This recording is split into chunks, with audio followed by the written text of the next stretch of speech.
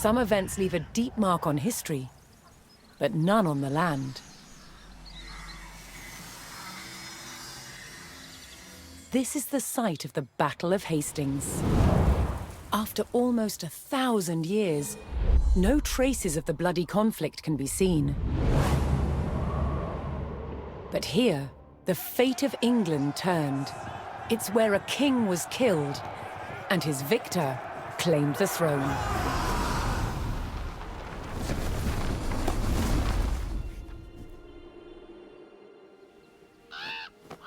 October 14th, 1066. We know what happened here on this day, thanks to this. The Bayer Tapestry. A carefully preserved, illustrated record of events. It shows the main players. Harold, the newly crowned Anglo-Saxon King of England, and his challenger, William, Duke of Normandy. William claimed the previous king had promised him the crown. So, he assembled an army and prepared to sail to England to fight King Harold for the throne. But a storm thwarted his plans. Meanwhile, Harold discovered that a Viking invasion had landed in the north. Another threat to his crown. So he raced to fight them. In France, William waited for the right conditions to sail across the Channel to England.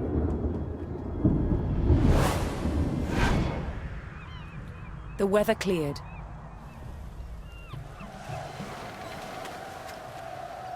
He seized his chance.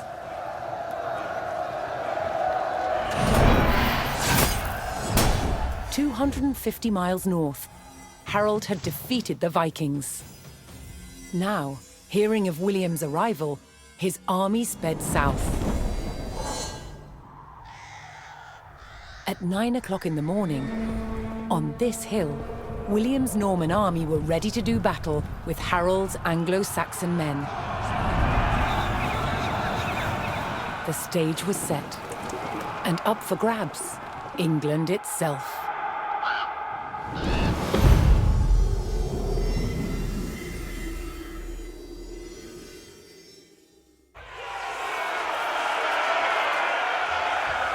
On October 14th, 1066, William of Normandy stood ready for battle at the base of a hill. The high ground belonged to King Harold of England and his Anglo-Saxon army. Here, on this hilltop, the fate of England would be decided. At Guédelon in France, to understand how castles were constructed, they're building one from scratch, using just the tools and materials of the medieval age. It's a 25-year project, the world's biggest archaeological experiment.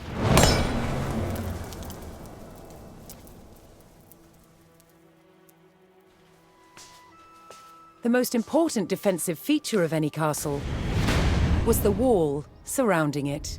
Castle walls had to be incredibly thick in order to resist attack and absorb the impact of projectiles fired from trebuchets. The curtain wall was over 20 feet deep, interspersed with towers. In earlier Norman castles, they were square. But while on crusade, European knights saw that eastern towers were round. They realized that eliminating corners not only made them stronger, but also provided a better view of the surrounding landscape. Completing the walls will take some 30,000 tons of sandstone. Transport costs in the Middle Ages were incredibly expensive. So having a good supply of local stone close to the castle was vital. To extract it from the quarry, first a row of holes is hand-drilled. Once all the holes are ready, I'm ready to put in the iron wedges, and I'm ready to split it open by hitting very hard on each wedge with a big sledgehammer. The stone is split into usable blocks. then transported using horsepower and human effort.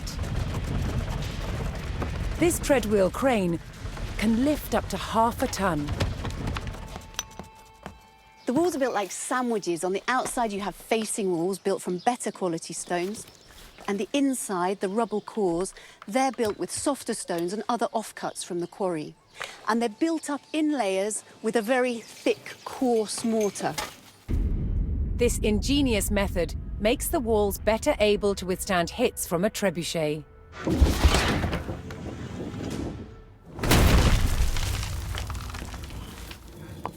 Sandstone is too hard to be carved into intricate windows, vaults, and steps.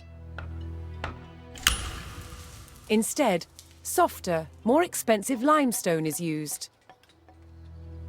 These sophisticated building techniques make castles the ultimate feats of medieval engineering.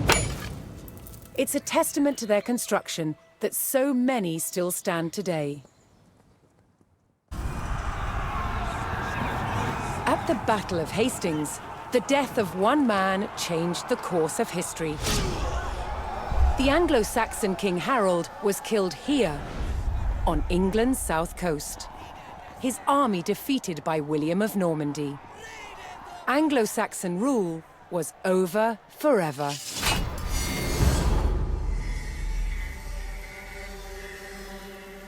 At Westminster Abbey on Christmas Day 1066, William was crowned the first Norman King of England. Now he had to secure power across the country.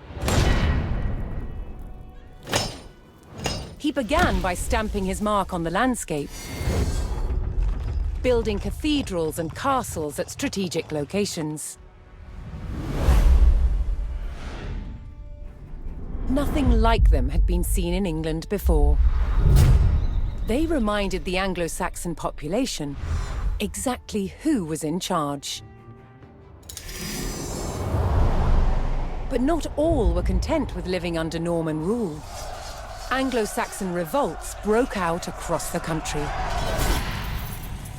King William acted quickly to crush these rebellions.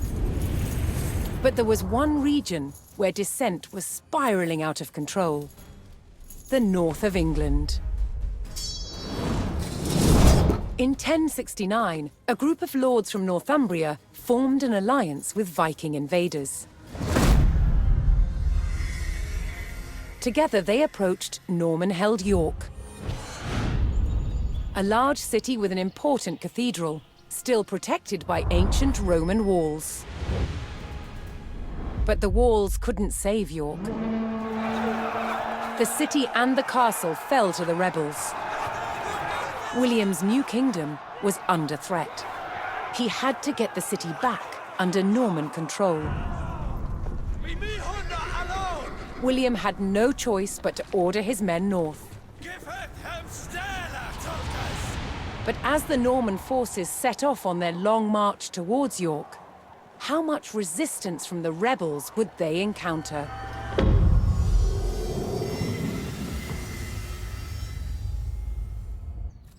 One weapon more than any other dominated warfare in the Norman period: the crossbow.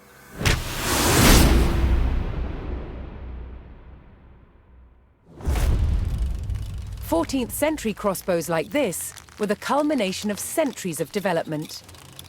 With limbs made of steel, they were incredibly powerful.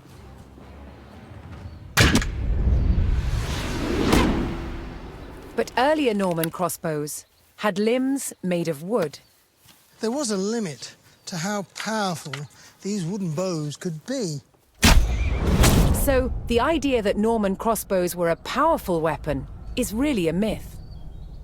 Despite this, they were effective at medium range, and that was enough in battle.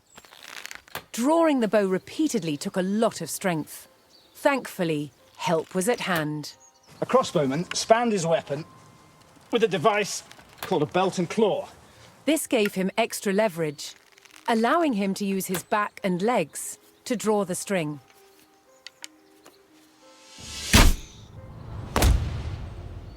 Crossbowmen were vulnerable on a battlefield, so they carried large shields called pavises, so they could hunker down behind, load, pop up, shoot, and then duck back down again to reload. Crossbows were accurate, took less training, and used cheaper ammunition than the longbow. Most importantly, you could wait to take your shot, so they were perfect for siege situations. To protect crossbowmen when they were defending castles, they used specially built wooden galleries, called hoardings. But shooting down towards an approaching enemy presented its own problems. How to stop the bolt from falling off the crossbow before it could be shot? What they did is just place the thumb loosely on the top of the bolt, which is just enough with light pressure to hold it in place. Around 1200, the Norman wooden crossbow was superseded by a new design, the composite bow. With limbs made from horn and sinew, they could be made more compact than a wooden bow. And they could deliver up to 4 times the punch. They were, however, more expensive. So whether on the battlefield or the castle rampart, simple wooden crossbows remained the main weapon of the day. William the Conqueror had recaptured York from the rebels. Now he wanted to teach them a lesson for defying him. He began a brutal campaign of destruction to crush any further resistance, known as the Harrying of the North. Villages and crops were destroyed. It is said 100,000 people were killed. With ruthless efficiency, William the Conqueror had secured obedience in his new kingdom. But it wasn't to last. It would be thrown into chaos by his own children.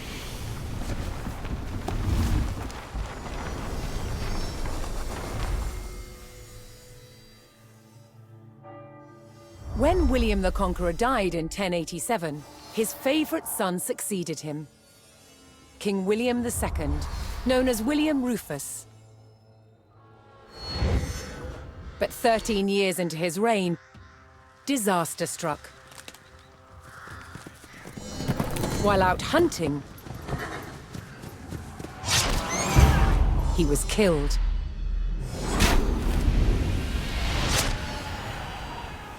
William's youngest brother took his place as King Henry I. But there was a problem. At the time, Henry's elder brother, Robert, Duke of Normandy, had been on crusade. When he returned, he was furious that Henry had grabbed the throne. From Normandy, Robert attempted to invade England to claim the crown from his brother. But he failed and returned home. In retaliation, Henry struck back. In a reversal of 1066, he crossed the Channel and invaded Normandy, intent on undermining his brother Robert's rule. His first target was Bayer. This rich and splendid city was one of the jewels of Normandy. Henry was to begin his campaign by unleashing his forces on the city. Bayer was about to feel the wrath of the English army.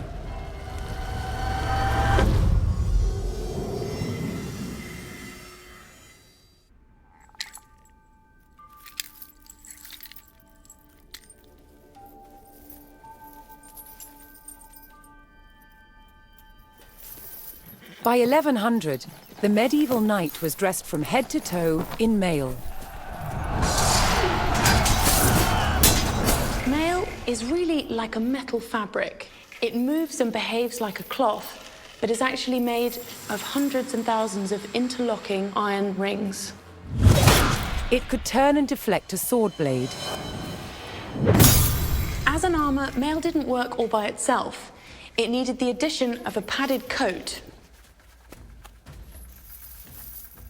The coat absorbed the shock of the blow whilst the mail turned away the cut. Together, they formed an incredibly effective protection.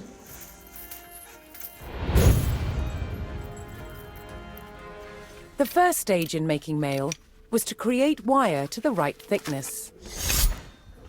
To do this, it was pulled through a drawing plate, which had a series of ever smaller holes, until you got wire of the desired gauge. To make the rings, we wind the wire onto a mandrel.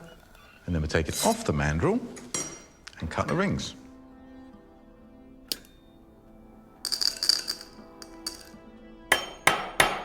So I've flattened the overlapping ends of the ring and I've pierced a hole through it. And now Nick has to put a rivet in it. The basic construction of mail would be a ratio of 4:1. So each ring goes through 4 of its fellows. Here you can see I've made a set of 5, which will then be joined to other sets of 5 to create a sheet of mail. Mail had to be tailored to a perfect fit. It had to be shaped for feet and legs, arms and hands, and, of course, the head. A skilled mail maker could make very precise shapes. Of course, for more complicated parts of the body, like elbows, we can actually tailor it in 2 different directions at the same time. Yeah, so if we fold this in half, we have an elbow. One of the main benefits of tailoring in mail was that it meant a knight didn't have to carry a single ring of extra weight that he didn't need to. The mail to cover a knight from head to toe required about 200,000 rings. High-status knights would have had their mail edged with gold, but most importantly, it had to be functional. Clad in mail with his shield and helmet, the knight was well equipped to face the weapons of the day.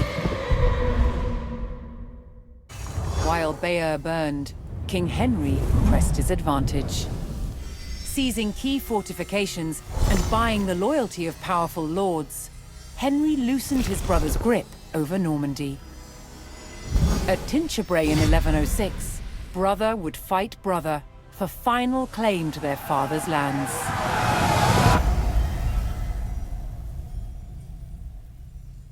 William the Conqueror's sons had resolved their long feud over Normandy, with King Henry wresting possession away from his brother. But the French King Louis VI would not accept Henry's heir as the future Duke of Normandy. Henry's fragile power would face its first test, an invasion by the French king.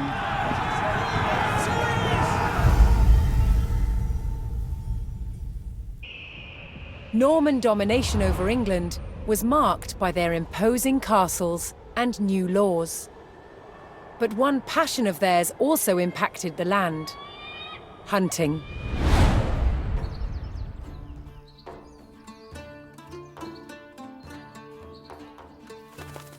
The Norman nobility, both men and women, shared a love of hunting with birds of prey. To preserve their hunting grounds, they took ownership of the land and outlawed hunting by commoners.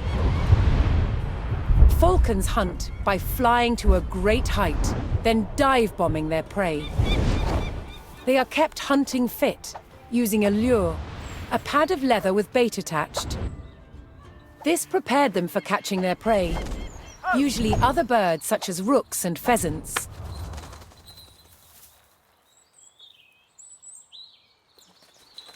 While out hunting, a falcon might give chase to its prey far from the party. So, riders would follow them cross-country on horseback to witness the action. After a falcon had caught its prey, it was fed and would not fly again that day. This meant many birds had to be taken on a hunt to keep the nobility entertained.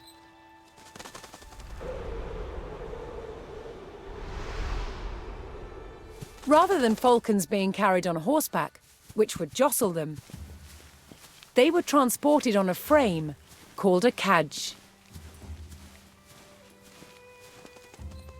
Although falconry was a horseman's sport, hawking was enjoyed on foot.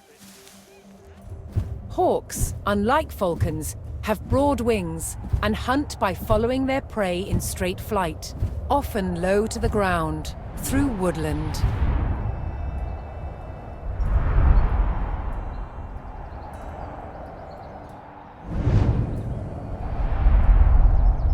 Hunting by sight, a falcon's vision is highly developed. When not hunting, they were kept calm by putting on a leather hood. The darkness stopped them becoming overstimulated and restless.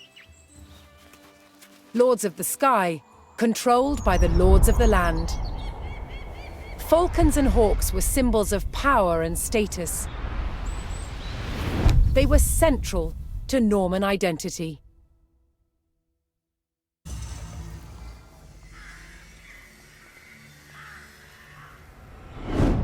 After England defeated the French at the Battle of Bremule, Normandy was back in King Henry's hands. But 1 year later, his good fortune turned to tragedy. In 1120, his son and heir William Adelin died in a shipwreck. The future of Henry I's kingdom was in jeopardy.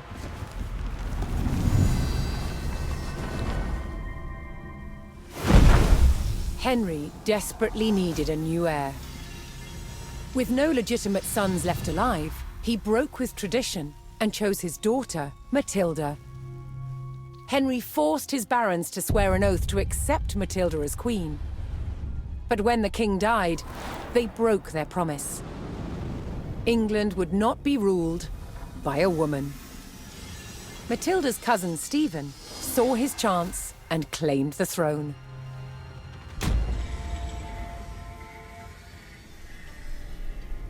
The crisis moved to the capital.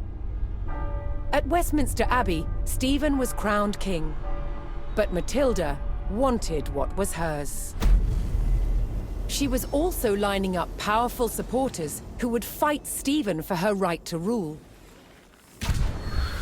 Their conflict engulfed England in civil war. Fighting raged throughout the land. In 1141, everything focused on one of the kingdom's most strategic cities, Lincoln. Matilda's allies had commandeered the castle. But King Stephen was determined to take it back. He besieged the castle. Stalemate. As dawn broke on February the 2nd, everything was about to change. Matilda's half-brother, Robert of Gloucester, raced to break the siege. As Robert's forces approached Lincoln, Stephen's army turned away from the castle to face them. Robert could win Matilda the crown, but only if his army could win the day.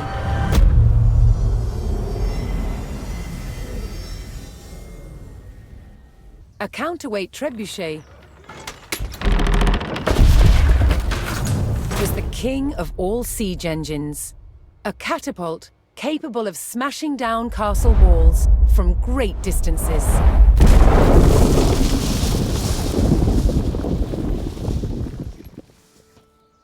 At Warwick Castle in England, they've built a replica, one of the largest in the world.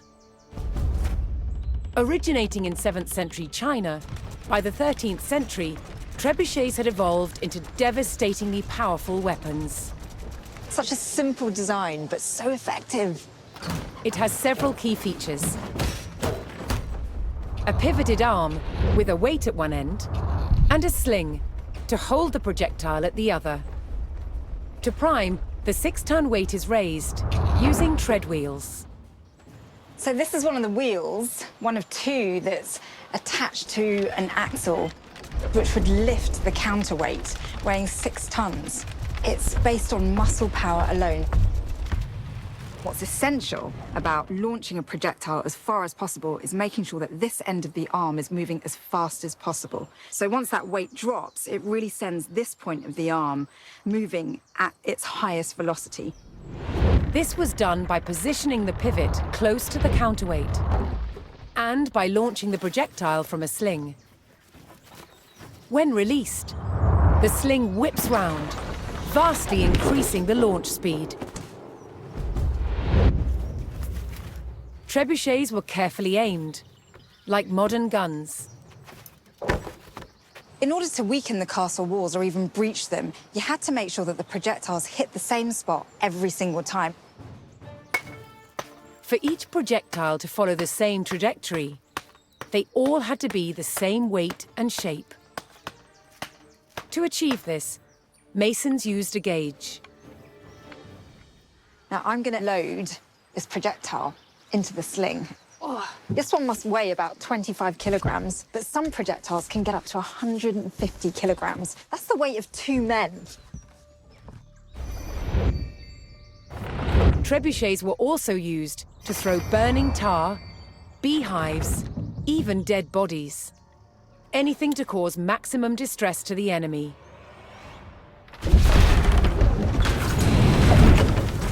Did you hear that whoosh? It was the counterweight trebuchet's lethal combination of power and accuracy that made it the ultimate medieval siege weapon. Victory over King Stephen at Lincoln gave Matilda the upper hand in her fight for the English crown. But in the years that followed, fragile loyalties shifted, and under threat of capture, Matilda was forced to retreat. As her holdings in England came under attack from the king's army, it fell to her son Henry to keep Matilda's claim to the throne alive.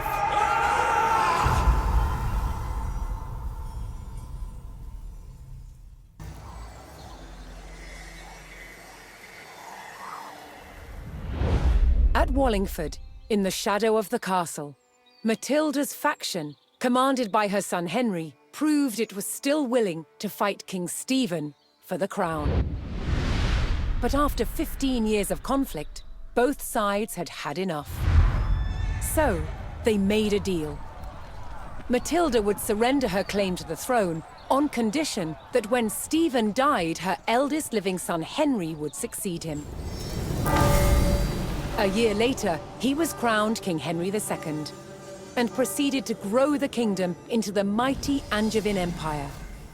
But, once again, what the king had spent his life building, his own children were destined to destroy.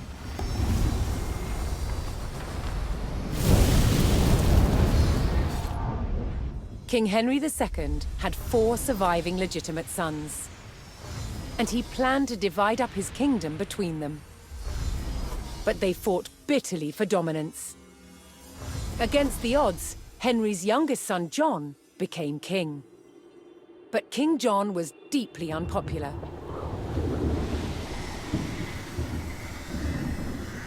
He lost huge swathes of the Angevin Empire gained by his father, then failed to reclaim them in expensive battles. Paid for by taxing his subjects. Eventually, England's barons could take it no more. They forced John to agree to a charter that restricted his power. The Magna Carta. But he went against his word.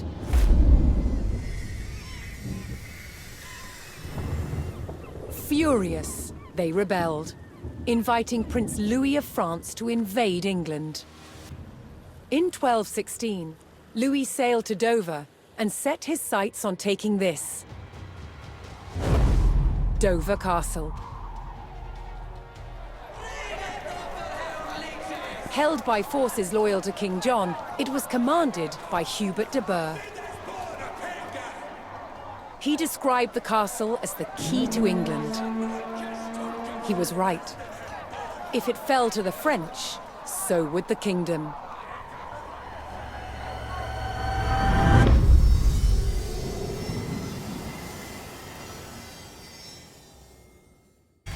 In the year prior to the defense of Dover, King John's defiance of the Magna Carta had mired England in a rebellion known as the First Barons' War. Across England, barons broke ties with the crown and seized important cities, including Rochester. With his reign under threat, John deployed his forces to retake Rochester and capture the traitors.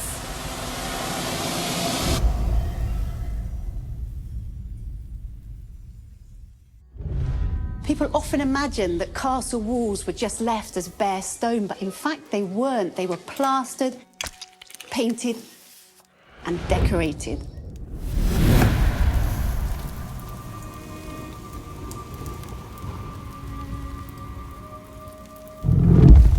The process of making medieval paint begins in a quarry.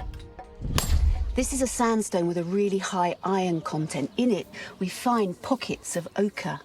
This is iron oxide, like rust, and the ochre is one of the main ingredients in pigment making. First, the ochre is crushed into a fine powder. The finer the particles in paint, the better the paint will be. Once ground up, water is added. Then the mixture is sieved. This is the exact opposite of making pasta at home. At home, when you sieve your pasta, you then keep it for your meal. Here, what's going to end up in the sieve will be discarding. What's needed are the tiny particles suspended in the water. Once it's dry, it's going to look something like this. You can see that all the water has evaporated, leaving just this very fine crust, which will then be ground into the fine pigment which is used to make paint. But ochre's colour palette doesn't end there. If it's heated, something magical happens. Yellow ochre turns red. And heating it for even longer creates a whole spectrum of colours. It's been burnt for over 72 hours at 1,000 degrees Celsius, and that gives us this incredible purple colour. To turn the pigment into paint, it's bound together with egg and tree sap. A popular motif in the Middle Ages was the use of stones and roses. That's where you paint on blocks of stone to make it look like you could afford to pay stonemasons to produce dress blocks of stone and then decorate them with 5-petalled flowers. So, medieval castles were far from the gloomy places we imagine today. They were full of colour and light.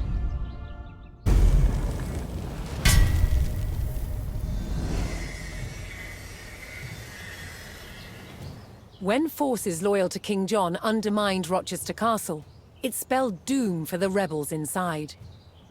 Within days, they had surrendered. But the rebel barons weren't done yet.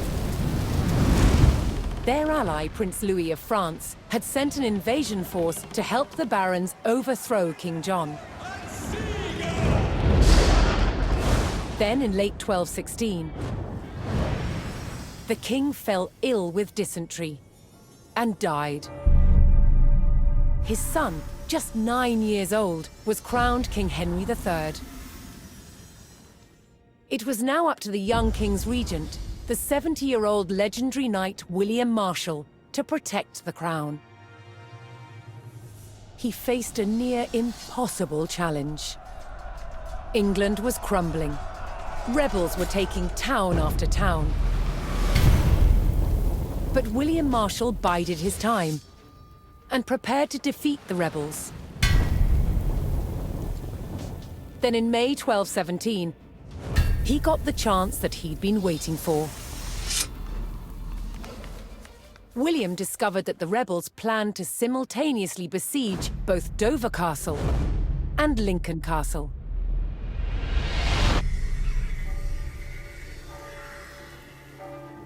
With rebel forces split and weakened, William Marshal led his royalist army to Lincoln. The castle on one side of the city was still controlled by royalists, under its formidable constable, Lady Nicola de la Haye. But the streets of the city were under rebel control. On May 20th, 1217, the Royalist Relief Force, led by William Marshal, arrived to retake the rebel-controlled city. The future of England rode on the success of this mission.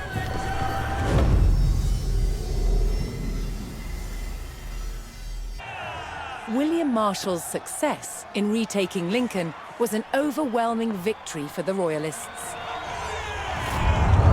The rebel barons had been defeated, and their French allies driven out of England altogether.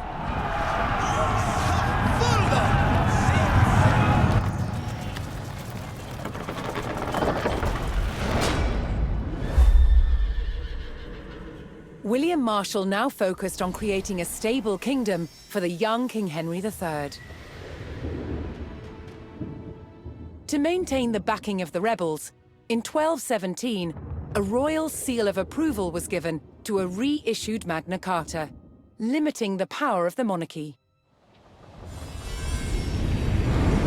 Many barons held lands in both England and Normandy. But now they faced a choice. On which side of the Channel would they make their home? Many chose England. The cross-Channel kingdom was over, establishing a clear English identity.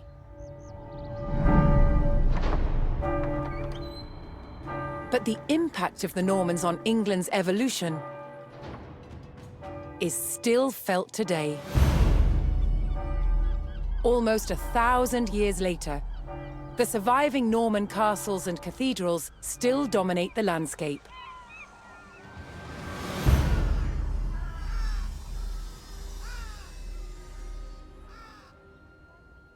In the midst of the modern city, William the Conqueror's fortress, the Tower of London, remains a powerful reminder of their legacy.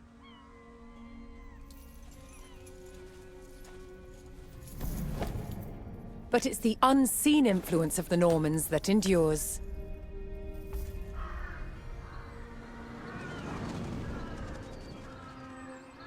The Norman invasion changed the English language and established the foundations of modern parliament and governance.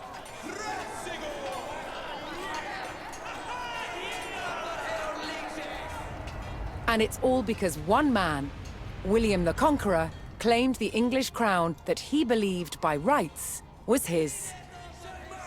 The Normans conquered a country and changed the course of England forever.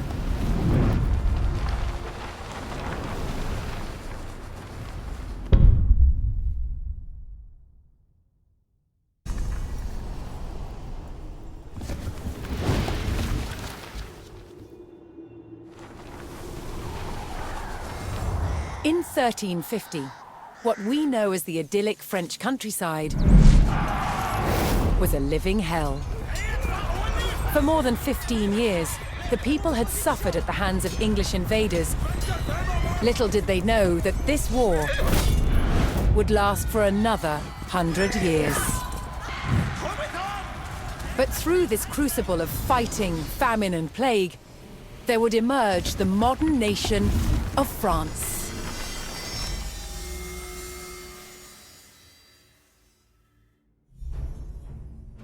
England's King Edward III looked jealously across the English Channel. Wanting France for his own, he had added the fleur-de-lis, the symbol of France, to his own royal standard. This was an all-out declaration of war. And in 1337, he invaded. But France already had a king, Philippe VI. As the English burned their way across the land, Philippe's army and his legendary knights marched to meet them and came face to face with the English longbow. A simple weapon, but the most devastating the knights had ever faced. The heroes of France fell to storms of English arrows. The war engulfed the French countryside. By 1351, the conflict was focused on Brittany. One fight stands out as a spectacular display of chivalry and a symbol of the wider conflict between the two enemy nations.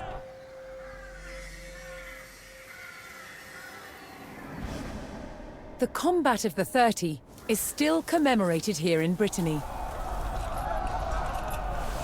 It was a dispute between two local families. Supported by the opposing sides in the war, the French and English commanders decided to settle it through a trial of knightly combat.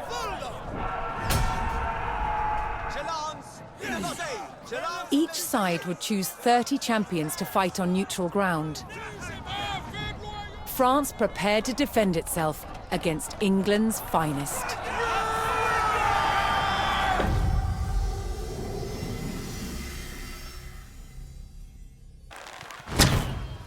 In the 100 Years' War, the English used a terror tactic, a raid through enemy territory, intended to intimidate and provoke the French into battle.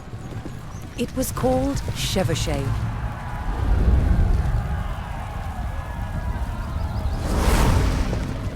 The principal weapon for chevauchée was fire. And one of the ways it was delivered was with incendiary arrows. Challenge with incendiary arrows? Keeping them alight. One type of incendiary arrow was fueled with gunpowder. You've got charcoal, got sulfur, and we've got saltpeter. Saltpeter is the main ingredient.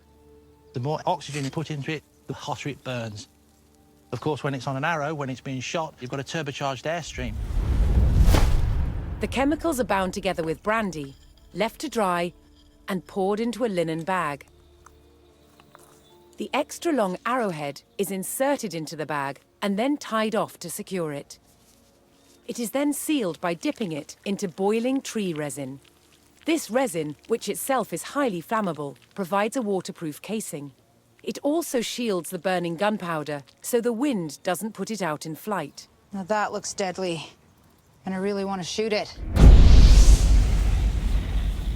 The art to shooting an incendiary arrow is timing. Too early, and it will go out. Too late, it will spit at you like a dragon.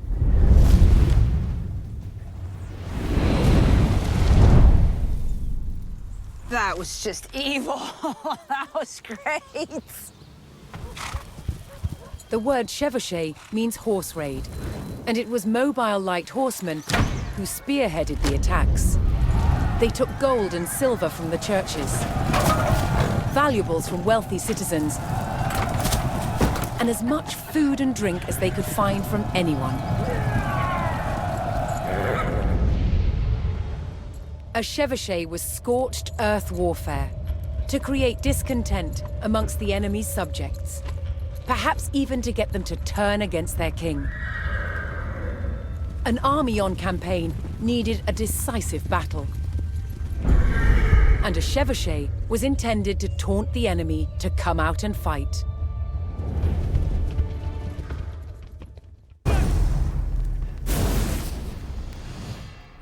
After victory at the Combat of the 30, the French faced devastating raids from England's Black Prince. But France's King John II was closing in. Jean finally caught the English near the city of Poitiers in September 1356. The French army outnumbered the English by thousands. King Jean himself joined the fight, but what seemed a certain victory for France soon turned into a nightmare. The English longbow devastated the mighty French army. An endless hail of arrows gutted the main French force. Then the English captured King Jean. The fight was over. The Battle of Poitiers was another catastrophic defeat for the French.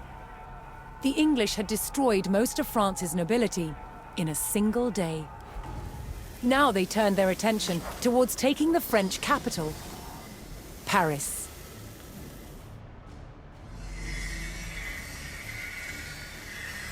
The invaders marched unopposed towards Paris.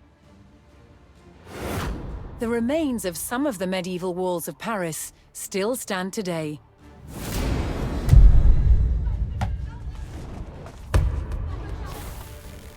As the English army approached, the terrified locals sought shelter behind these defenses.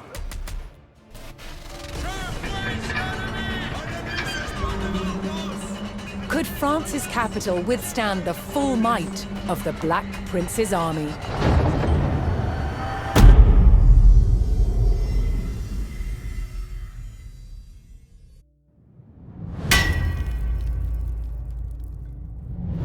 The battlefields of the 100 Years' War were full of danger. To defend against these weapons, a new type of armor was developed: plate armor.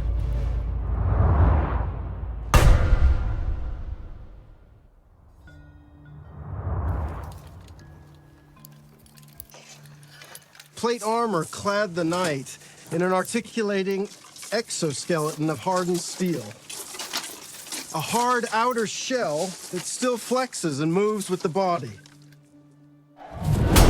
It provided impressive protection and was an extraordinary technological achievement. Now, one of the ways that armor gets its strength is through shape. Both of these pieces are made out of the exact same thickness as steel, but I can show you there's one stronger than the other. Here's the one with no shape. You see it buckles immediately. If I swap it for one that's been forged to have strength and shape, you can see it's much stronger. It's going nowhere. It wasn't just the shape that gave it strength. It was also how the metal was treated by the armorer. Now, the benefits of using heat is it obviously makes the piece more plastic, more ductile, lets me shape it. But the fuel also adds layers of carbon into the outer surface. This helps me increase the hardness and strength of the material. The art of the armorer was being able to judge the temperature of the metal by eye, managing the heat to create resilience in the metal. The combination of heat-treated metal and rigid shapes meant that armor didn't need to be so thick and heavy, making it much easier to fight in. But good quality plate armor did have its downside. It was very expensive. Now, not everyone could afford full steel plate armor. For the common man, there is the brigandine. Now, these are made up of overlapping steel plates that are then riveted through a textile outer. This gives you a much bigger range of movement, but is limited and is not as strong as a full steel breastplate. That said, it is much cheaper and much easier to maintain. At its best, the armored knight was invincible. But armor didn't just provide defense. It was also a weapon and an expression of a knight's power and prestige. Armor transformed its wearer into a work of art.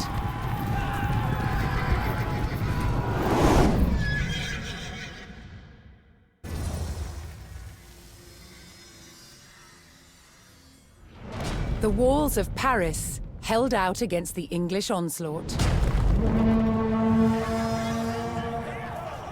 England's King Edward and the Black Prince abandoned the siege.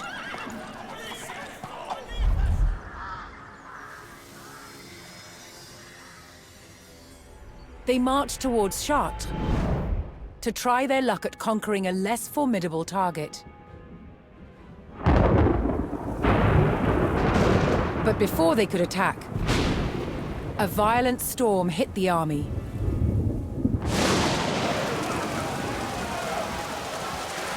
Killing 1,000 English soldiers in a tempest of hail and freezing winds. To Edward, this Black Monday disaster seemed like divine retribution. A sign that it was time to stop waging war and make peace with France's King Jean. But even as peace between kings was reached, the people of France were still living in bloodshed and turmoil.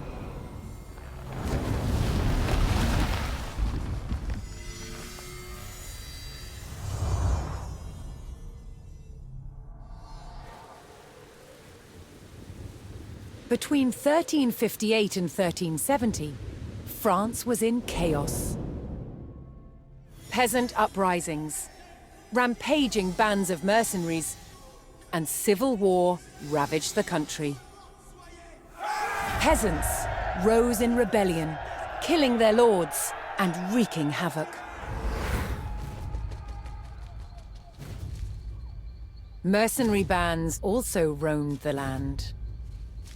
Known as routiers, they had once been hired by the English to fight against the French, but were cut loose when peace was reached. They systematically ravaged and pillaged towns across France. And with King Jean prisoner in England, his son Charles the Dauphin faced homegrown attacks on his rule by powerful French lords, beset from all sides. The Dauphin's forces had to regain control over their own country.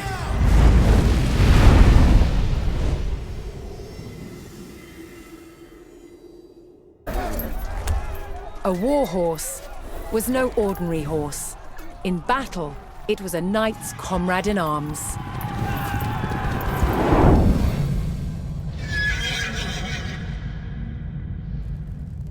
By nature, horses are prey animals, but the war horse had to become a predator. They had to be aggressive and fearless, to charge enemy lines and to trample anyone in their way. To achieve this, they were specially bred and highly trained to fight, to lash out with their hooves on command. This meant war horses were expensive and so conveyed high status. War horses were incredibly strong and powerful, but they were also vulnerable. This is a really big target, and it's much easier to shoot a horse than it is to hit its rider. So just as men wore armor, horses wore armor too. A knight didn't ride his war horse on the road to battle. It was far too valuable. Instead, they were led by the knight's groom. A knight would take multiple war horses on campaign, as he would need to change to a fresh horse several times during battle. Once geared up, the knight, his horse, and his weapons became a highly effective system. The heavy cavalry lance had a small ring called a graper, and this locks into my arm, forming a hard linkage, so that the lance can't shoot backwards on impact. The war saddle was also crucial. With its high back, it locked the rider to the horse. This means with the graper and the saddle, horse, man, and weapon are all locked together to create one giant horse-powered projectile. The main purpose of heavy cavalry was to charge straight into the enemy and smash through their lines.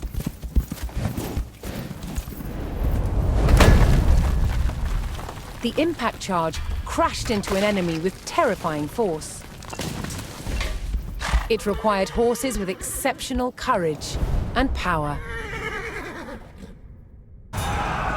With rebels and raiders eliminated at Cocherel, King Charles V faced one last threat to France: the relentless English invaders.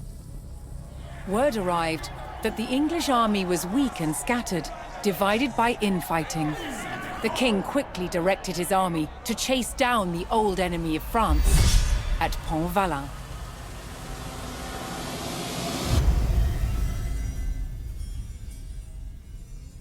Longbows were powerful weapons, but keeping archers supplied with ammunition was a major undertaking. This is a modern arrow. Small and lightweight. Pretty much what everyone shoots these days. Compared to this medieval war arrow. Look at the size of this thing. It's a beast.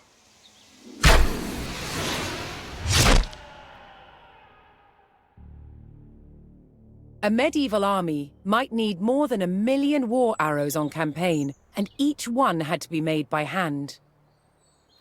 It was a labor-intensive business, and the person who did it was called a fletcher. First, a log is split into square staves. Then the fletcher uses a plane to start roughing out the shape. Ugh, how do I get it round? Not only have you got to make it round, you've got to make it bobtailed. Look at that. Bobtailed? You see that's coming down thinner down that end? There's a natural taper coming down there to that end. A plane with a curved blade is used to create the taper. This makes the arrow aerodynamic. This is an incredibly painstaking process for one arrow. Most of them are just for one shot as well. Next, a slot is cut to receive a piece of horn. The horn reinforces the nock. That's the notch that fits the arrow to the bowstring. Without the horn insert, the power of a heavy warbow could split and shatter an arrow. Once the horn is in place, the nock is sawn and shaped. Then the fletcher has to attach the feathers to the shaft. Now what you've got to do is you've got to get rid of the stiffness of the quill. You're going to work it down so it's nice and thin. So this is dogfish skin? Yeah, medieval sandpaper. The feathers are glued in place and then secured with thread.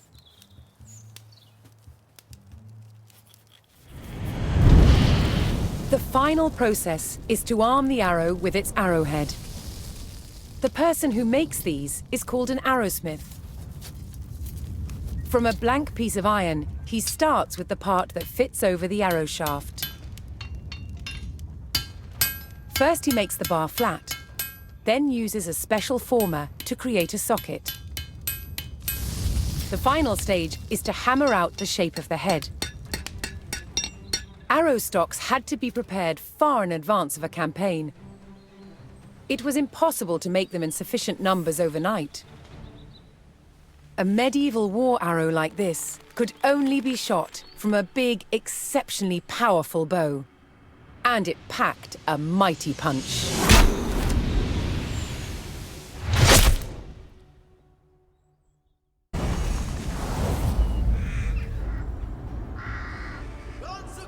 The French won an overwhelming victory at the Battle of Pontvalin. It was the first time the English had been utterly defeated during the war. But the triumph was short-lived. As England spent the next 60 years amassing French territory through alliances and victories at great battles such as Agincourt. It seemed that nothing could stop England. Who then could have foreseen that a teenaged girl was about to change the course of history?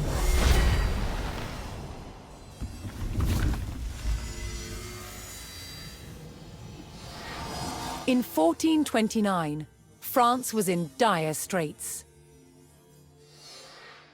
Nowhere was it more evident than the besieged city of Orléans. The city was completely surrounded by English-held forts.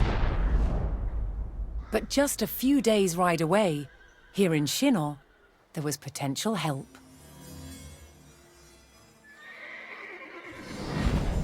The French royal prince, the Dauphin Charles, was holed up in his fortress and under pressure to ride out to save Orléans. As Charles hesitated, a young peasant girl arrived at his court. Her name was Jeanne d'Arc. She claimed to have received saintly visions, giving her a divine task to help Charles become king and drive the English out of France forever. Charles was skeptical, but was soon convinced of her divinity. And he charged this 17-year-old with the near impossible mission to liberate Orléans. To Jeanne, this was the first step in realizing her God-given destiny. In April 1429, she rode out from Chinon at the head of her army to confront the hated enemy of France.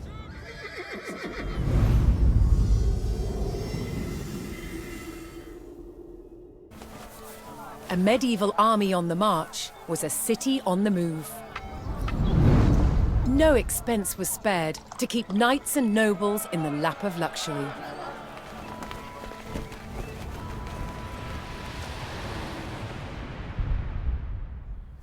Knights lived in luxurious tents called pavilions, which had all of their furnishing, proper chairs and tables and tableware, real beds with fine linens, even wall hangings.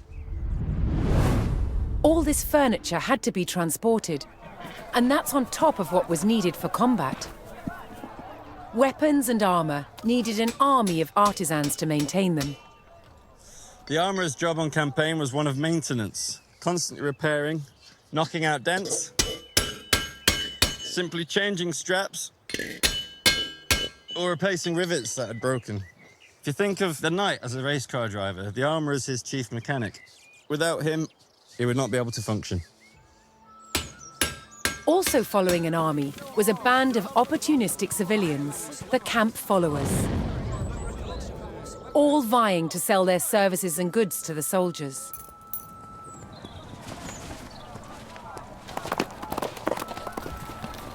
When on the march, most of the thousands of soldiers were mounted. Each knight would have at least 6 horses, all needing grooms, farriers, and fodder.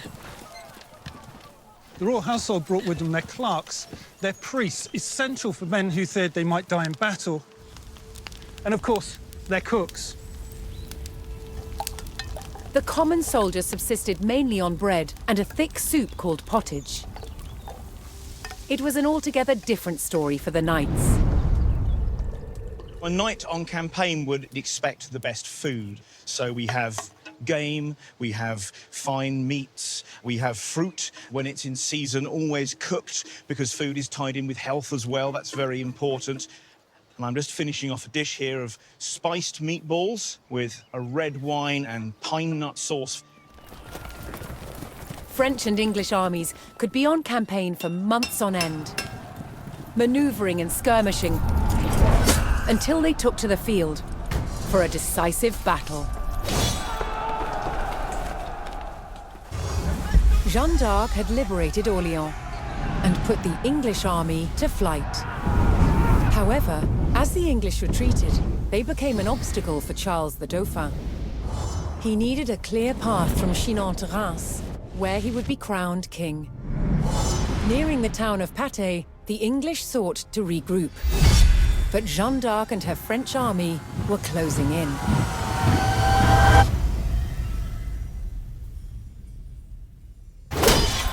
Medieval soldiers suffered brutal injuries in battle. Their chance of survival lay with barber surgeons.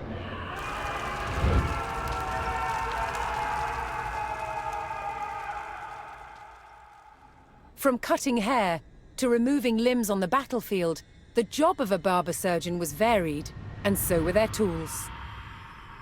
600 years ago, surgery was very different from today, and this is some of the kit that the surgeons of then would be using. For example, amputations. This bit of kit was used to cut through the skin. Then you need to get through bone, and this is what they used. Believe it or not, this was used for neurosurgery. But what they didn't have at the time was anesthesia. Despite carrying out major surgery, barber surgeons had no formal training. What they learned on the job, and the place where they practiced the most was the battlefield. This was also a time when new surgical techniques were developed, particularly when it came to saving the life of a future king. In 1403, 16-year-old Prince Henry was injured in the Battle of Shrewsbury while fighting rebels trying to overthrow his father, King Henry IV. The arrow penetrated his right cheek and became lodged at the base of his skull. He was very lucky it didn't kill him instantly. Prince Henry pulled the arrow from his face. The shaft came out, but the arrowhead remained lodged inside. They needed to get that out before infection set in and killed him. To the rescue, celebrated surgeon John Bradmore. Bradmore recorded what he did to save the prince's life, including a picture of the tool he made to extract the arrowhead. And it works by ensuring that the tip is closed and then inserting it along the track caused by the arrowhead until it meets the arrowhead. Then the screw is turned to expand the tip, locking it in place inside the arrowhead. And then ever so slowly and gently, you extract, making sure that you don't lose it along the way. I'm amazed by the skill that would have been needed to do this successfully. Can you imagine how good that felt when that came out? The young prince survived to become King Henry V, hero of Agincourt. But perhaps the real heroes of medieval medicine were the barber surgeons, who saved countless lives on the battlefield. The Battle of Patay was a disaster for the English. The French wiped out their bowmen and drove their forces from the Loire Valley. Now for Jeanne d'Arc and the Dauphin, the way to Reims was clear.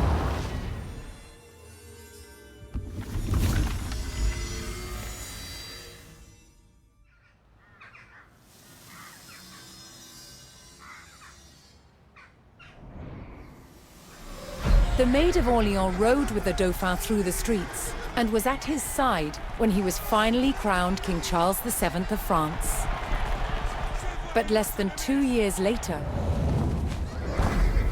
Jeanne was captured in battle, sold to the English, and put on trial for heresy.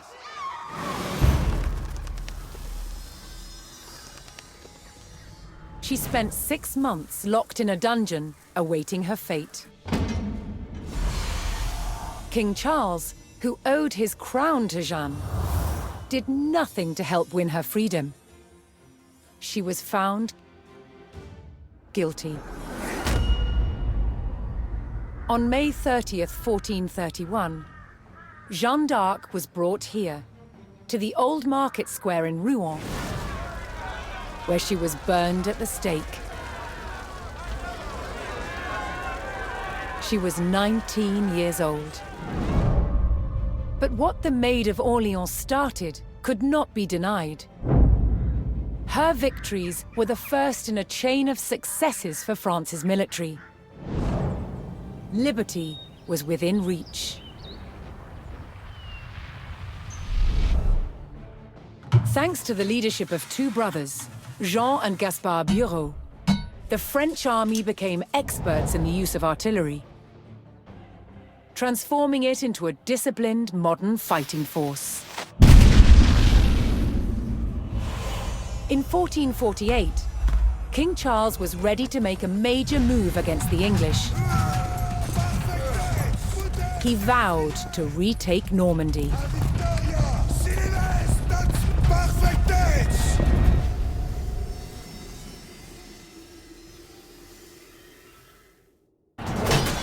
During the 14th century, the face of war in Europe changed forever. Thanks to a substance invented by the Chinese while searching for the elixir of life: gunpowder. One of the first guns used on the battlefields of Europe was this, the bombard. This is a large stone-throwing gun for moving big projectiles like this up and over and through castle walls. Before the invention of the cannon, castle wall-busting projectiles had been thrown by trebuchets.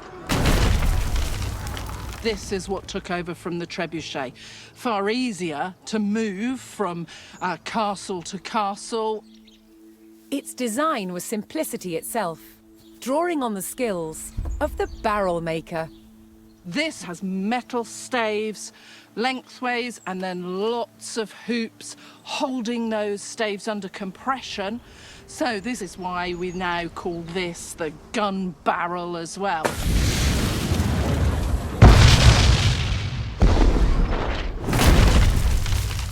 The bombard was no more powerful than a trebuchet, but it did have a psychological impact on the enemy.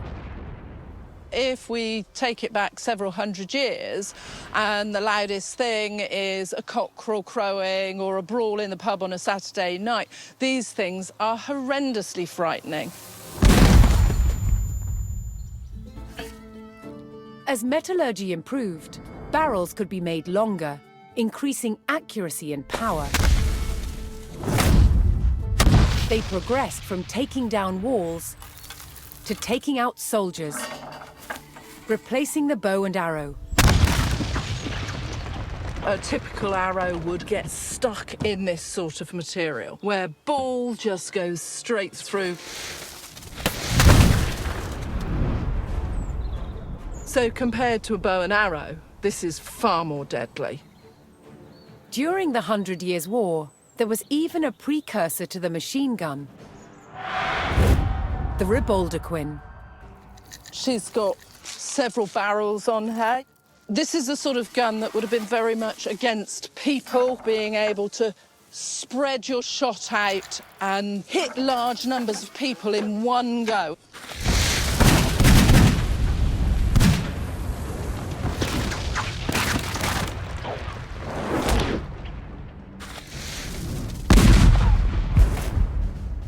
Gunpowder revolutionized warfare throughout the 100 Years' War, changing the way battles were fought forever. Thanks to the explosive force of cannon fire, the French were close to victory in this century-long war. But in a final grasp at power, the English dispatched a fresh army, equipped with their tried and tested longbows. Formigny would be a trial of old versus new, to determine the fate of France.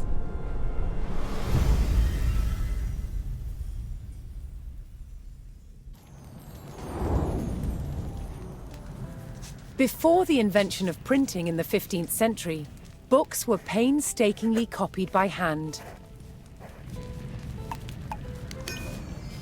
The finest were illuminated with brilliant colors and real gold.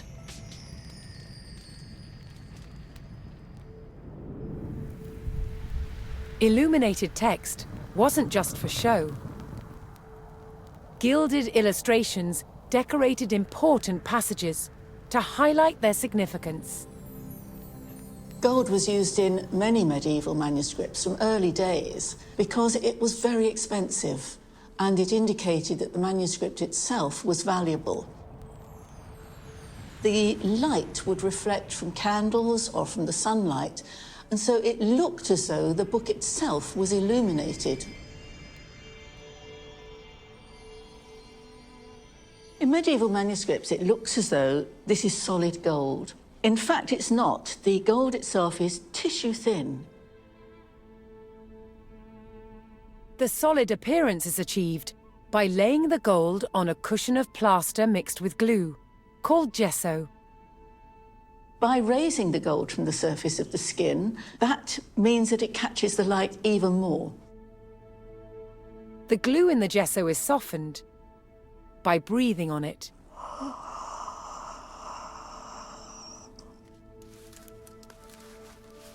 We then have 3 seconds to get the gold on, and I'm using a burnisher, which is a polished stone, just to make sure that the gold sticks. Then the burnisher is used to polish the gold up. See, it's coming up now. See, it's coming nice and shiny. Next, the miniature is painted. The base colour will be done first, then the tints and the shades will be added, and finally, the white highlights and the outline, which lifts it and brings the whole thing to life. The medieval paint box contained pigments from across the world, such as ultramarine from Afghanistan and orpiment gathered from volcanic craters. It often took a long time to complete these medieval miniatures. This one between a month and 6 weeks, from start to finish.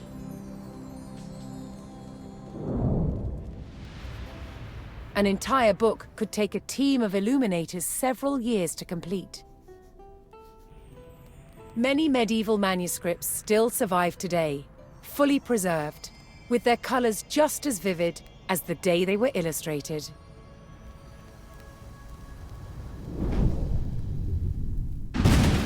At Formigny, the roar of cannon fire sounded the death knell for England's ambitions in France. King Charles and the Bureau brothers did not let up on the offensive, and in 1453, the English retreated across the Channel. France was finally at peace. More than 100 years had passed since the first English chevauchés had scorched the land.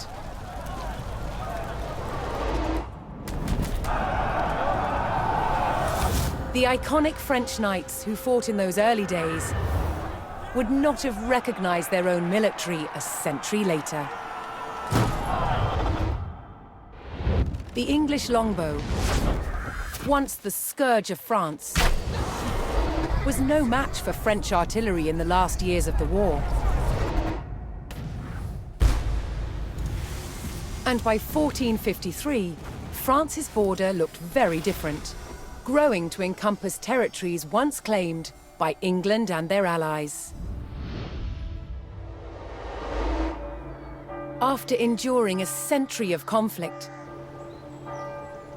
France emerged as a transformed nation. The country and its people had persevered and unified into a kingdom that could defend itself.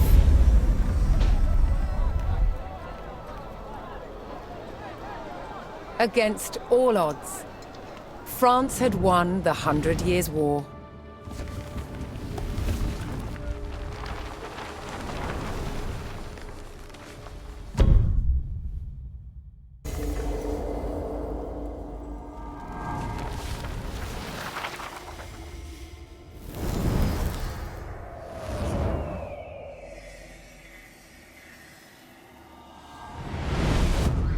From the vast reaches of the Mongolian steppe, an army of over 100,000 men swept aside all resistance, claiming territories that spanned continents.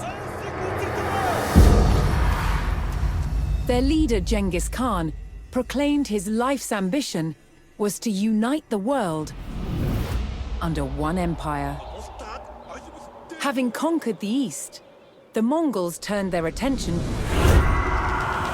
to the West, where they would come face to face with some of the greatest armies of medieval Europe. Would Genghis Khan's legendary warriors finally meet their match?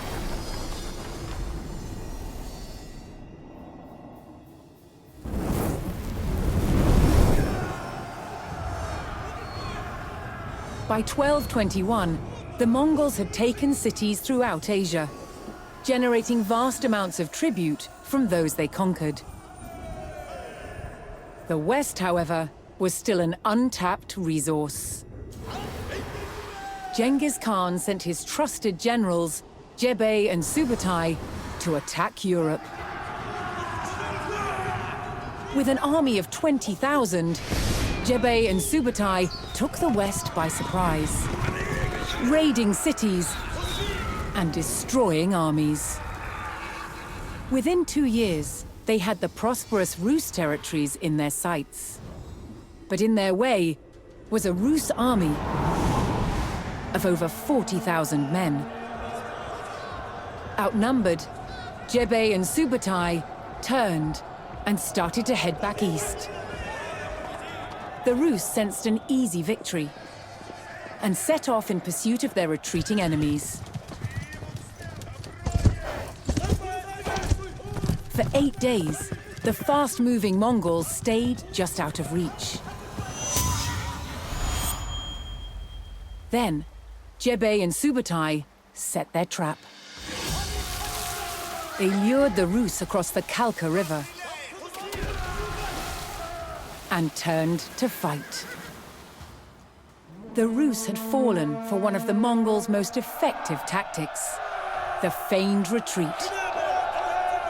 The stage was set for the Mongol army to test themselves against Europe's finest.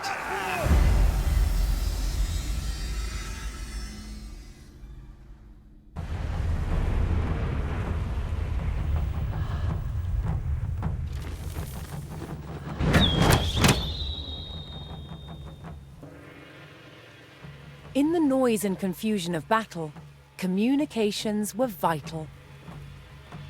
One solution was the use of message arrows. Signal arrows could be used to send messages to your own troops.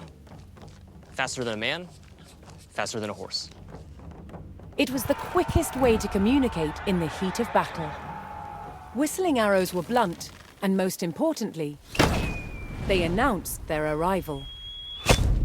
But they weren't just used to pass written messages. When shot in a volley, whistling arrows could be loud enough to signal to a small group of warriors, telling them both where and when to attack. On hearing the sound, they would gallop in and strike where the arrows landed. However, a much louder sound was required to sound the retreat or to communicate to the whole army. That was the job of the war drums. The Mongols also used gongs, and the combinations of drums and gongs gave the Mongols a wide array of signaling options. We do not know the exact rhythms they used, but basic commands could be conveyed with different percussive patterns. They enabled the Mongols to communicate with their own forces and strike fear into the enemy. They were the heartbeat of the Mongol army.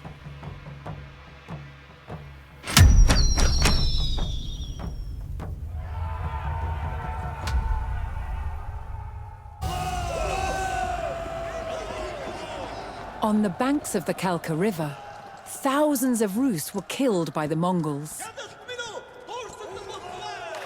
The hunters had become the hunted. But in the years leading up to this Mongol raid in the west, Genghis Khan had been focusing his attacks on the east and the Qin dynasty of northern China. Controlling wealthy lands and trade routes, Qin cities overflowed with riches. In 1210, the Qin's new ruler, seeing Genghis Khan as a threat, demanded that he swear loyalty to him. Genghis Khan refused. To the Qin, this defiance was a declaration of war. The Qin had a huge army, and their territory was protected by vast fortifications, known today as the Great Wall.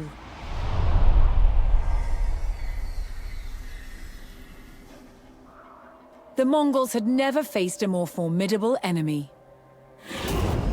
Genghis Khan knew the only way to defeat the Qin would be to take their heavily defended capital city, Zhongdu, on the other side of the Great Wall. Genghis Khan would be committing his people to a long, hard war. Would the rewards be worth the cost? For answers, he looked to the gods. Climbing a sacred mountain, he prayed to the eternal sky.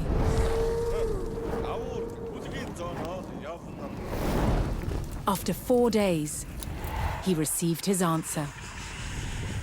The Mongols would be victorious. With divine reassurance, the Mongol army set out across the steppe. They must break through the Great Wall to destroy the Qin dynasty and further expand the Mongol Empire.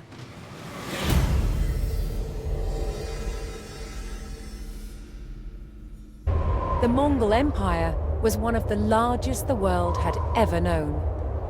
This couldn't have been achieved without the hardiness and endurance of the Mongol horse. The Mongol horse was the Empire's main mode of transport.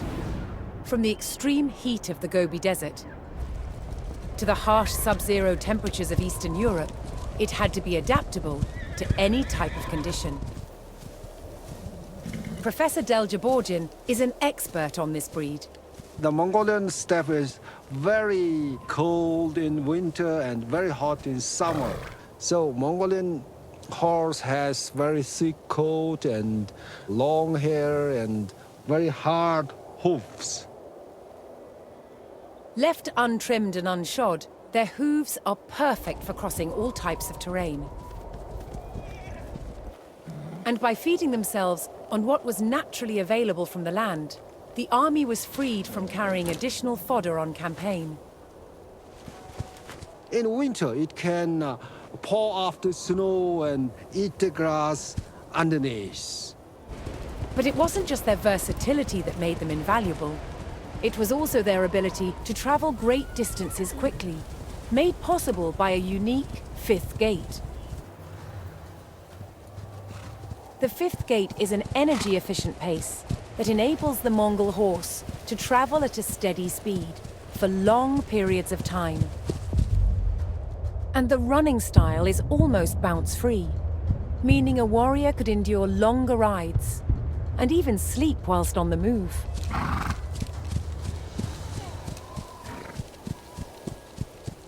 Today's Mongolian crossbreeds still have this ability. But like any horse, carrying a person at speed couldn't be kept up indefinitely.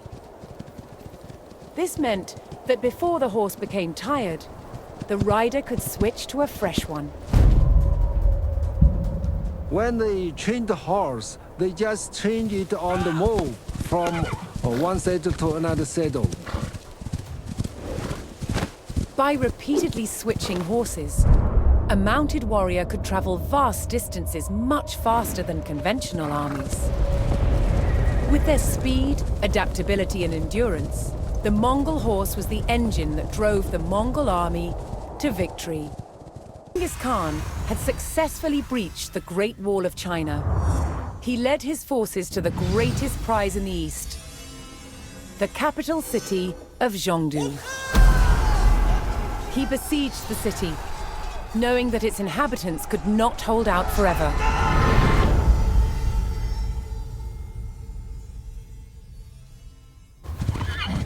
The Mongols were famed for their archers, and at the heart of their success was the clever engineering of the Mongol bow. The Mongol bow was part of a family of bows. Different cultures made these in varying shapes, but they were all made of the same materials. They were all composite bows, assembled from several parts. Lucas Novotny is a world-class horse archer and a master composite bow maker. Here we have a wooden core. That's what we begin with. The core is basically the invisible part of the bow. All we see in a bow is always the flesh. However, we never see the skeleton. Just like in a human, we know it's there. The wooden parts are fitted together with precision joints, giving the bow its distinctive shape. Okay. Now, we have the tips. They go in like so. These tips of the bow are non-bending. They act as levers that allow you to draw a much stronger bow than you normally would be able to. It's a genius bit of engineering. The next stage in assembling the composite materials is to laminate the wooden core with strips of horn. A tool called a tendiek ensures that even pressure is applied to the glued surfaces. That's a lot of pressure. I have to work to really kind of keep this in place. Horn resists compression and stores energy. It is the muscles of the bow. The bowmaker then applies the sinew. This is dried animal tendons that have been pounded and shredded to produce fine fibers of considerable tensile strength. Bundles of combed sinew are moistened with water, then soaked in glue made from the swim bladders of fish. The sinew is applied carefully, layer by layer. One medieval text states that all of the skill lies in the laying of the sinew. You have to really be quick with your hands. You have to make sure the fibers are straight. keeping the sinew straight is essential. If the limbs are not perfectly true, the bow risks twisting in action. A finished Mongol bow is usually covered with leather or birch bark to protect it from the elements. But the horn is exposed. That is where the power is. In the hands of highly skilled mobile horse archers, the Mongol bow became one of the most legendary weapons in history.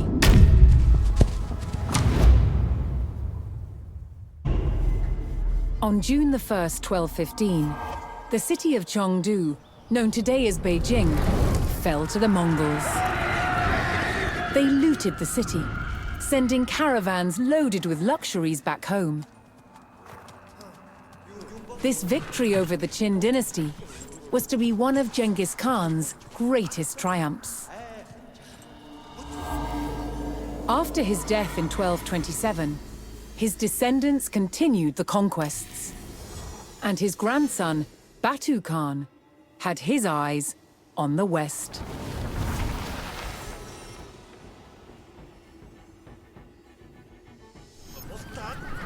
The Mongol raids of the 1220s had shown that the Rus lands held riches worth exploiting.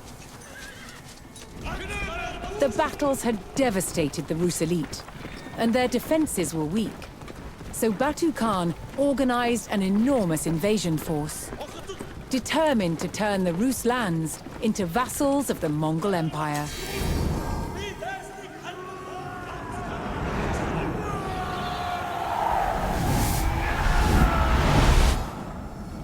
The Mongols captured territory after territory.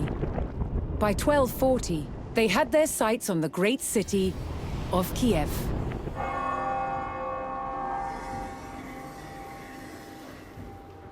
Kiev was a jewel among the Rus principalities, a center of scholarship, power, and wealth.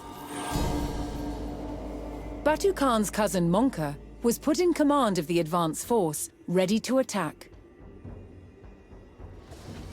Chroniclers tell of Monka's admiration for the beauty of Kiev, so he was reluctant to destroy it. Monka sent his envoys to the city to demand its surrender. But Kiev's commander-in-charge refused and killed the Mongol envoys. Monka would not stand for such disrespect. His army rode to the city walls and prepared to attack. They would show Kiev no mercy.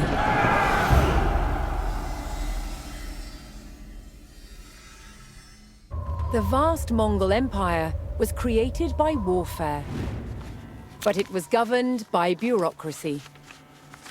Good communications across the empire were vital, and that was the job of the Yam Riders.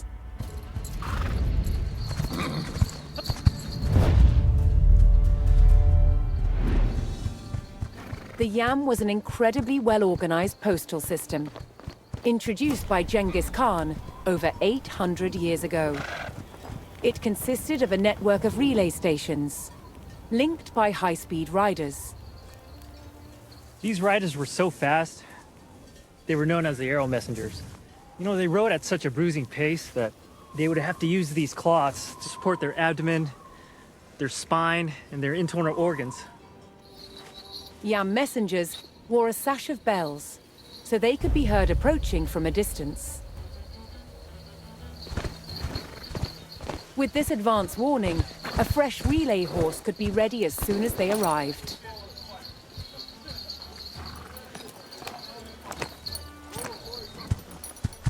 Remounting like this allows us to travel several relays each day.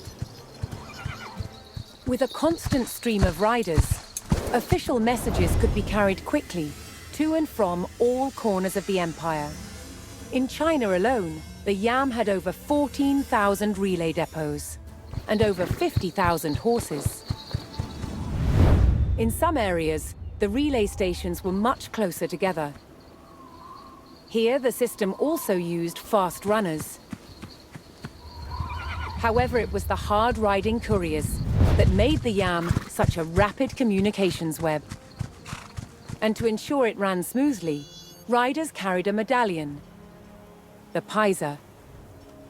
Paisas acted as passports and gave the owner authority to demand goods and services from the yam stations and the local population. The yam messengers were the lifeblood that flowed through the great Mongol Empire. With Kiev secure, the Mongols planned a coordinated drive deeper into Europe. They would divide the forces of Poland and Hungary by attacking both kingdoms simultaneously. At Liegnitz, the old armies of Europe would be tested against Mongol-style warfare.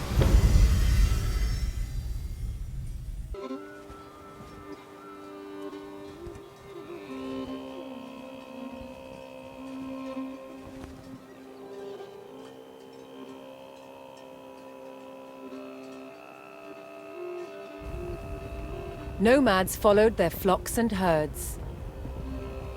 A Mongol family might move up to 30 times a year to seek fresh grazing. Nomadic people civilization is different from the settled civilization. It's based on open field, movement, and horseback riding lifestyle. And music is one of the most important elements of this kind of way of life. A central theme in Mongolian music is the horse. All Mongol life was lived on horses. That's part of the Mongol identity, is the music of the horse.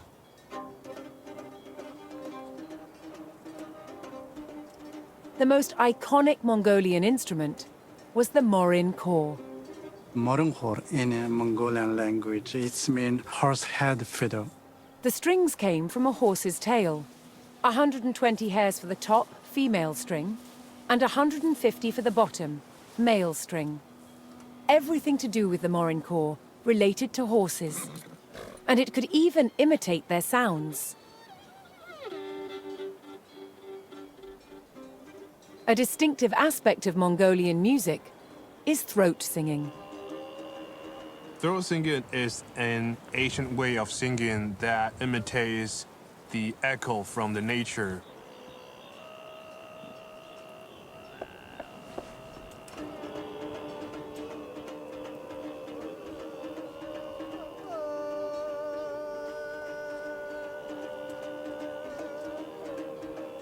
Throat singing is the sound of the steppe, the wind, the earth, the animals.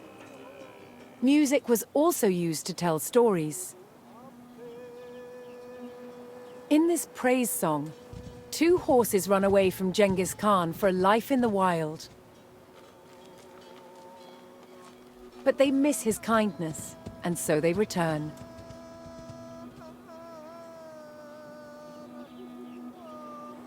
The prospect of being immortalized in a praise song was a powerful motivation for warriors on the battlefield.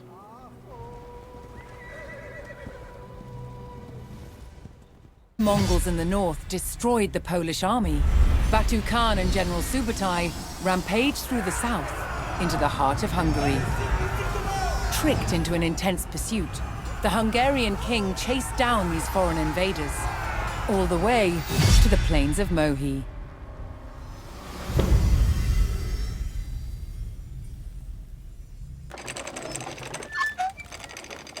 The Mongols used all manner of ingenious machines, from trebuchets to giant crossbows.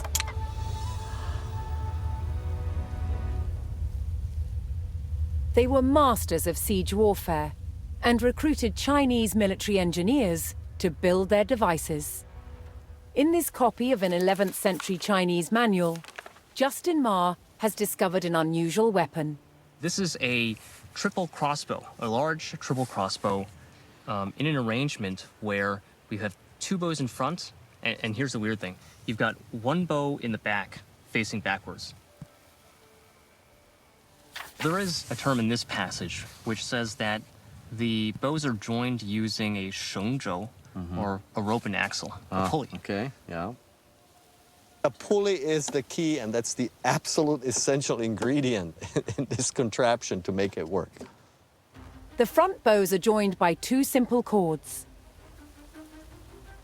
However, the rear bow is set facing backwards. The front 2 bows are strung and set to face forwards. The rear bow is then connected to the front bows by a single cord, running through 2 pulleys. This pulley system allows all 3 bows to thrust a projectile in the same direction. Now these pulleys make sense. Sort of spanning around here, reversing the direction. A winding mechanism, called a windlass, draws the string into place. You can see that tension as it's pulling that last bow in reverse. A crucial part of the design is the backwards-facing bow. This unique feature gives the machine a huge draw, making it capable of shooting massive darts. There's a lot of tension in there.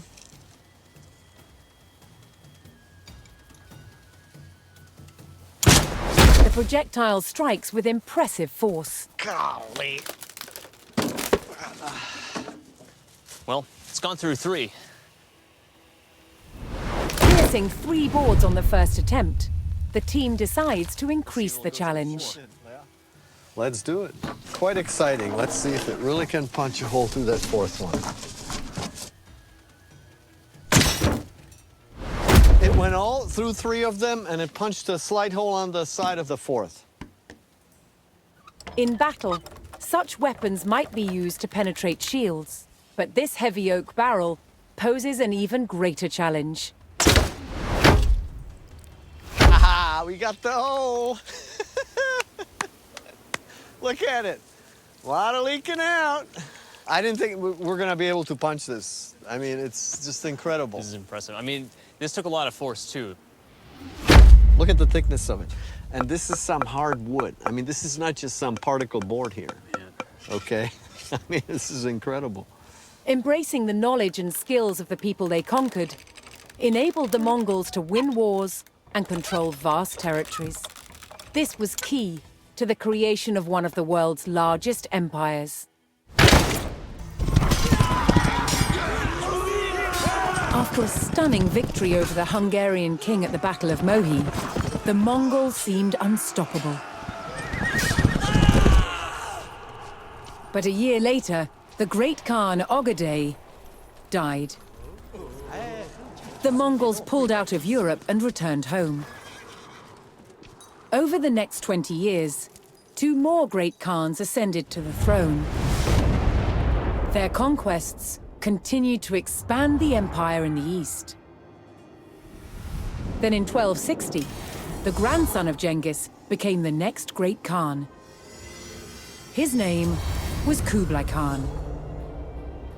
He would rock the foundations of one of the medieval world's most advanced civilizations, China.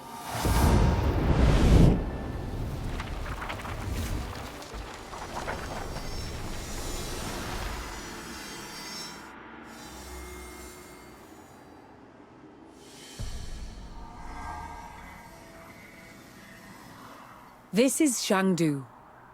Remembered today as Xanadu, it was once Kublai Khan's great northern capital. From here, he jealously eyed the wealth of southern China's Song dynasty. He wanted to take it and become emperor of all China. The Song dynasty had ruled over southern China for more than 300 years.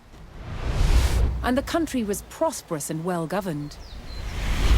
Kublai Khan knew that the key to victory was capturing a strategic city lying far to the south of Shangdu. It was called Changyang.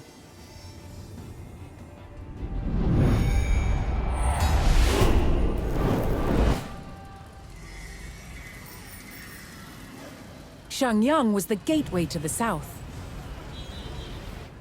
and the heart of the Song dynasty's power. Controlling the Han River, a critical access route to cities further along the Yangtze. Capturing Changyang was Kublai Khan's only hope of becoming emperor of all China. The Mongol horde had to take the city at all costs.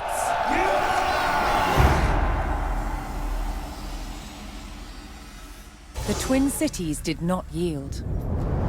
The Mongols would need a new tactic to breach the Great Song Fortress. Rather than another costly head-on assault, they planned to cut off the cities by blocking the critical supply route at Lumanshan.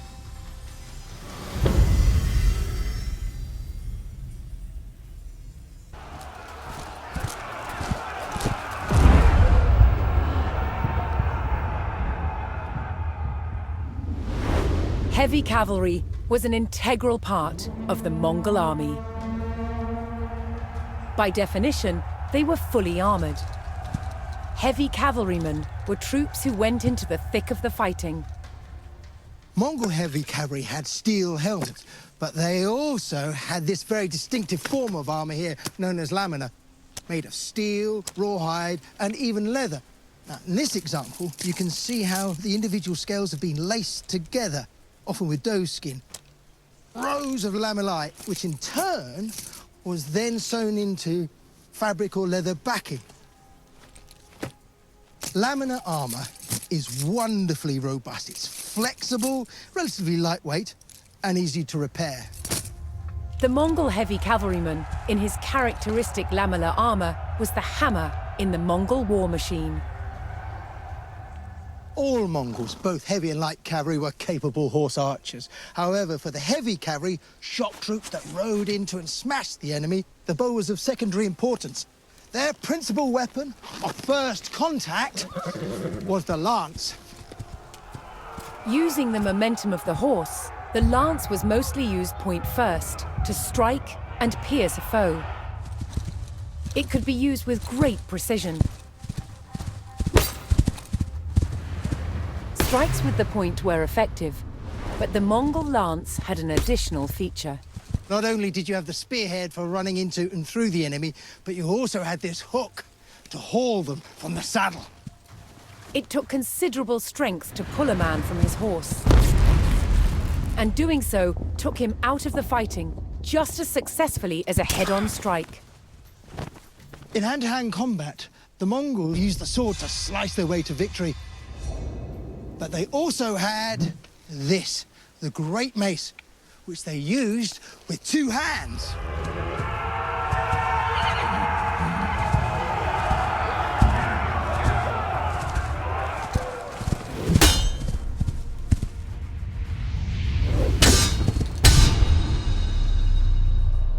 Mongol armies were famous for their ability to move fast and strike with surprise.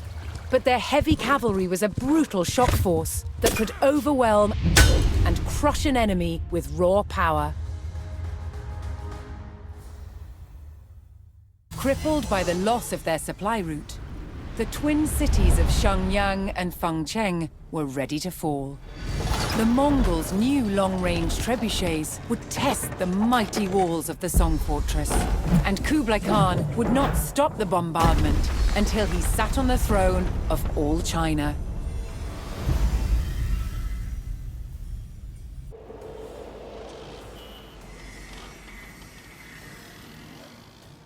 The Mongol army smashed through Shenyang's defenses and captured the city.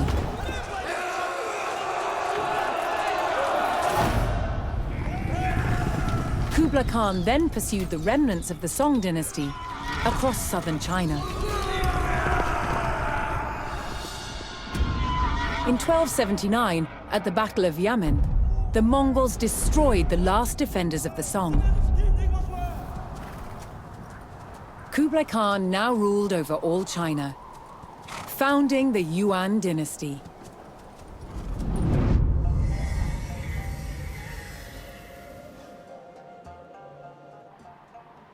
His royal court in Chengdu welcomed scholars, traders, and religious leaders. The Mongols demonstrated civility and religious tolerance, but also brutality and violence, typifying the contradictions within the Mongol Empire.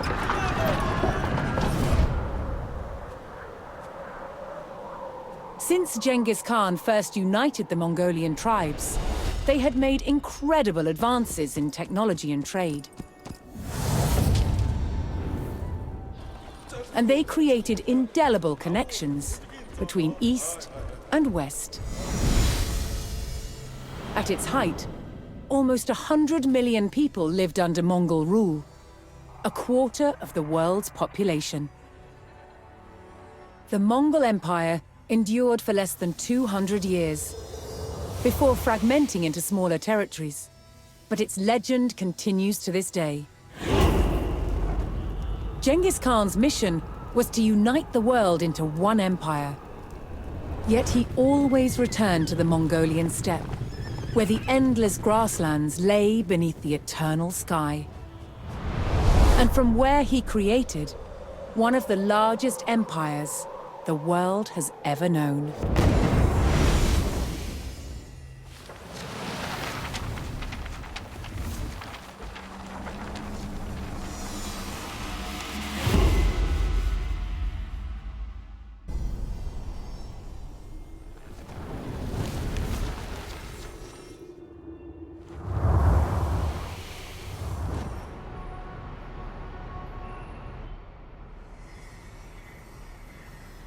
Today, Moscow is a metropolis of over 11 million people. But 800 years ago, it was a small village on the banks of the Moskva River. A modest settlement surrounded by simple wooden defenses. It gave little indication of its future greatness, or its ability to evolve through adversity. Moscow was frequently attacked and destroyed. Yet each time, it rose from the ashes, stronger and better defended. Its first real test came in 1238. This time, they faced a new enemy, the Mongols.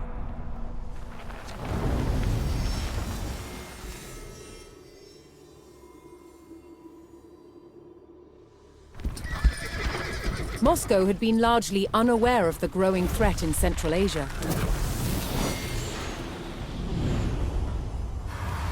Genghis Khan, founder of the great Mongol Empire, had conquered most of the Asian continent. His descendants continued his work to expand the empire. His grandson, Batu Khan, led the armies of what would become known as the Golden Horde.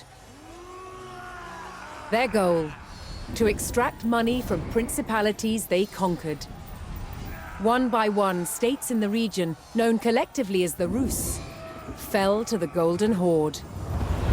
Moscow was next. In 1238, the Mongol Golden Horde surrounded Moscow and besieged its wooden walls. It would only hold out for 5 days. Moscow burned. That could have been the end of its story. But the people of Moscow were resilient. They would not give up their home or their control of the Moskva River, an important trade route. They began to rebuild and strengthen Moscow's defenses. Yet one question remained. Would the terror return?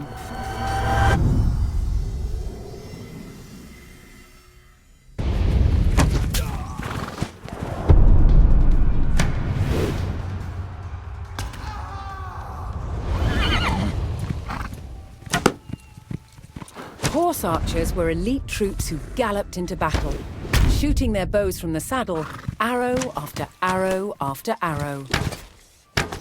The key to horse archery is being able to fit an arrow to the string, draw it back, and release very, very quickly. Horse archers use a special device called a thumb ring, and this gives us a special technique to lock the arrow onto the bow and shoot. With the thumb draw, the arrow is placed on the right-hand side of the bow.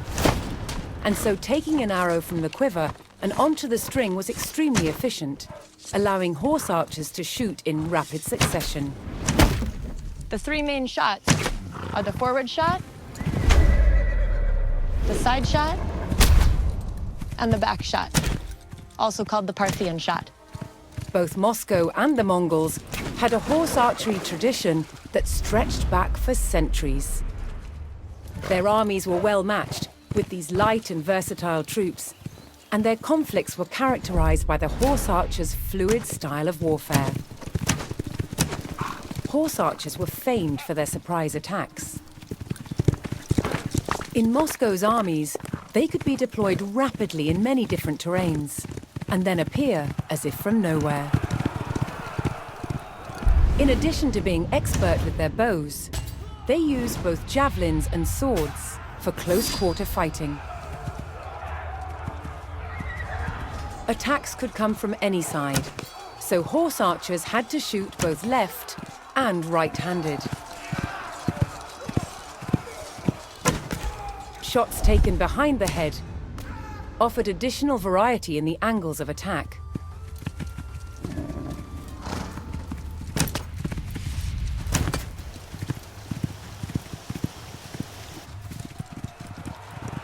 They were also expert at swarming across an enemy's front to decimate his lines. They were quick to retreat and just as quick to renew their attacks.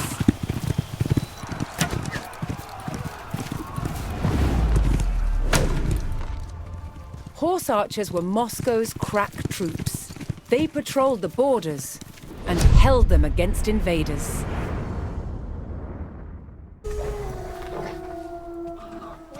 By 1303, Moscow controlled land that encompassed the entire flow of the Moskva River. Its ambitions didn't end there. Moscow continued to expand its borders through its wealth rather than warfare. Its tactic was to buy land from bankrupt rulers, acquiring entire towns and villages in the process.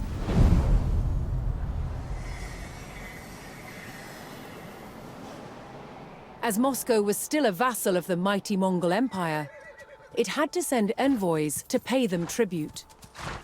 And Moscow's ever-expanding borders meant more and more revenue for the Mongols. But not everyone was content with the rise of Moscow.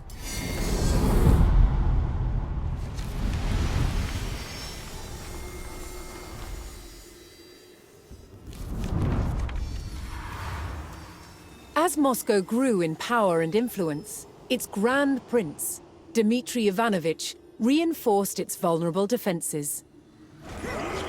Its wooden fortress, the Kremlin, was rebuilt. This time, in stone. But even stone walls didn't deter its enemies. By 1368, Lithuania saw rapidly expanding Moscow as a real threat. Joining forces with the Principality of Tver, they set out to challenge its dominance. They attacked Moscow. But the stone walls held, and the enemy retreated. Tension between the factions refused to die down. In 1370, Moscow marched on territories belonging to both Tver and Lithuania, igniting a full-blown war. Years of bloody conflict ensued, until Moscow's Grand Prince Dmitry Ivanovich finally defeated both enemies. Yet Moscow was still a vassal of the Mongol Empire, which still demanded tribute.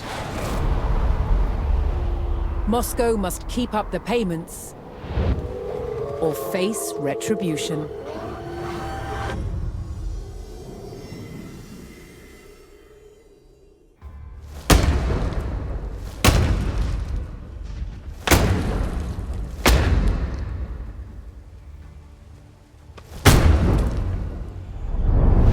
Medieval Moscow, Muscovy, was shielded by vast forests, which slowed the advance of approaching enemies.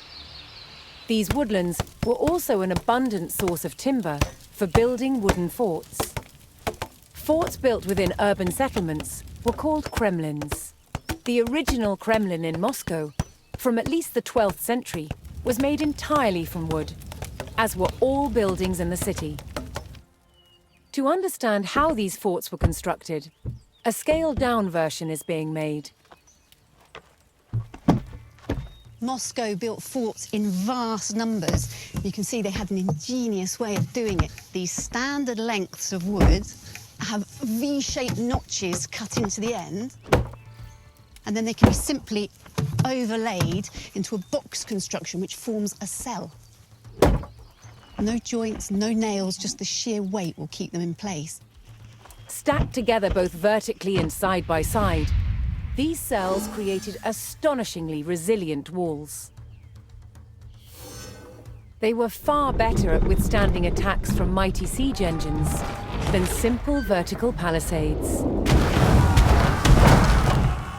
And the box construction of Muscovy forts also had a number of other advantages. By filling them with earth or with stone, it made them not only stronger than a single wooden palisade, but it also gave them sturdiness and elasticity, which could better absorb the impact of projectiles from trebuchets. And the other advantage of these box structures is that they could be prefabricated. Now, the first step in that process is taking off the bark.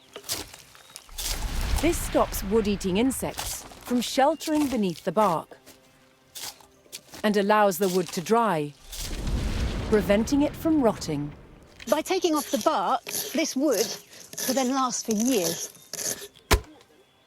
Prepared timbers could be stored and then assembled into cells, wherever and whenever needed. And some cells, both on the walls and the gatehouse towers, were not filled with earth. Instead, they were left empty for defenders to use. From the 13th century, some towers were made of stone and brick, like this one at Chertsk Castle, built in 1388.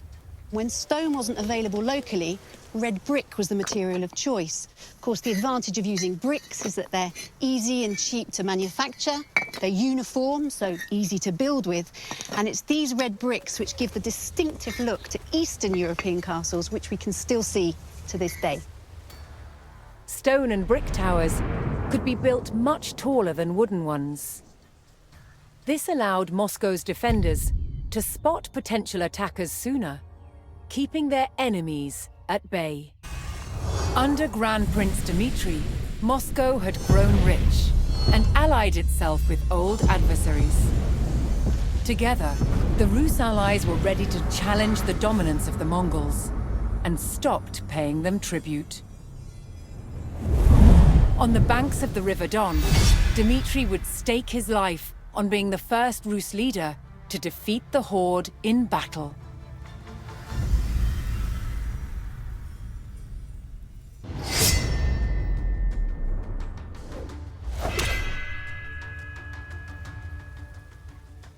The might of medieval Moscow was powered by strong arms and an unbreakable fighting spirit. Fighting with a sword and shield, eye to eye in a gritty and brutal contest, was the European way. And swords in Moscow developed along the same lines as they did in Western Europe. This is a typical sword of around 1400. It's got a broad, double-edged blade, a simple crossguard, and this heavy pommel counterbalances the blade. They were so well balanced that these powerful medieval swords were capable of being wielded with great speed and fluidity. By the 14th century, improvements in the manufacture of iron made it possible to fashion swords with longer blades. And swords like this, requiring two hands to wield, became more and more common on the battlefield. They were called long swords, and they were used with sophisticated martial techniques. It does have incredible and terrifying power.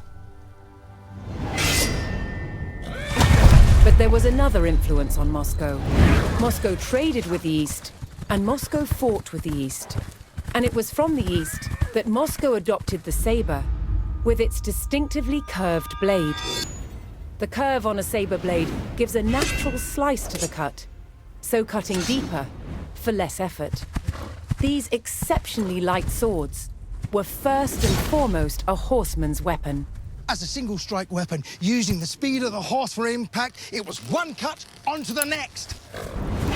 But cutting wasn't their only use.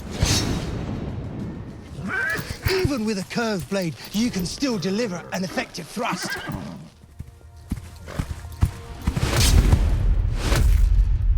However, for all their cavalry dash, the old ways of standing firm remained part of the Muscovy way,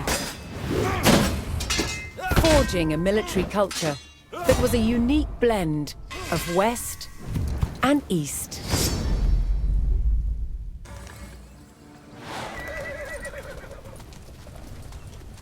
On the morning of September 8, 1380, at Kulikovo, the Moscow-led Rus army defeated the Mongols for the first time.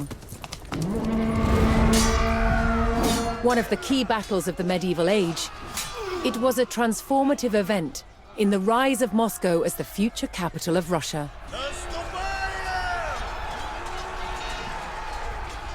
For the first time, rival principalities had joined Moscow to fight a common enemy. Now, many Rus principalities began to see themselves as one. Future leaders of Moscow would draw on the memory of this battle to claim their supreme political position in Russia.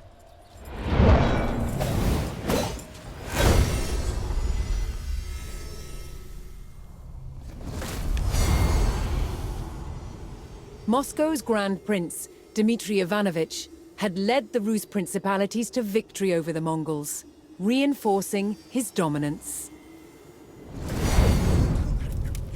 But for the Mongols' leadership, the defeat at the Battle of Kulikovo was disastrous.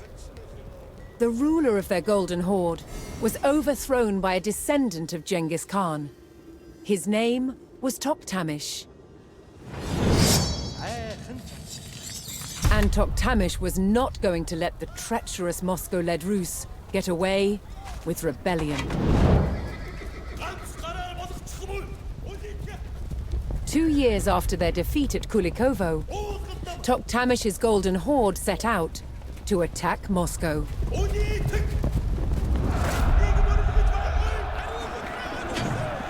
The city had not felt the wrath of the Mongols for more than a century. That was about to change.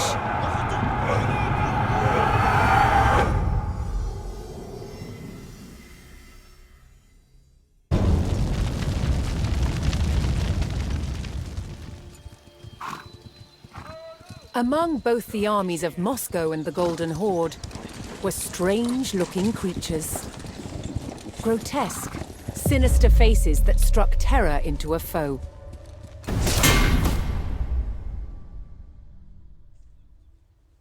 There's a very long history of making helmets with mask visors with human features in the ancient Near East.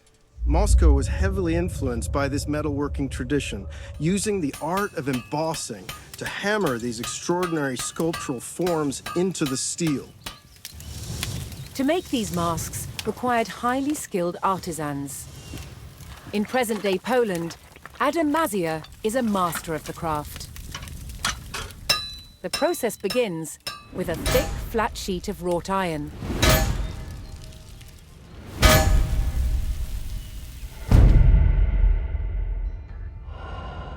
The hammer stretches and domes the plate, the beginnings of a face. As the metal is pushed out, it becomes thinner and so easier to work. Adam marks a center point and an outline of the nose. This is the only guide he uses. All else is done by eye alone.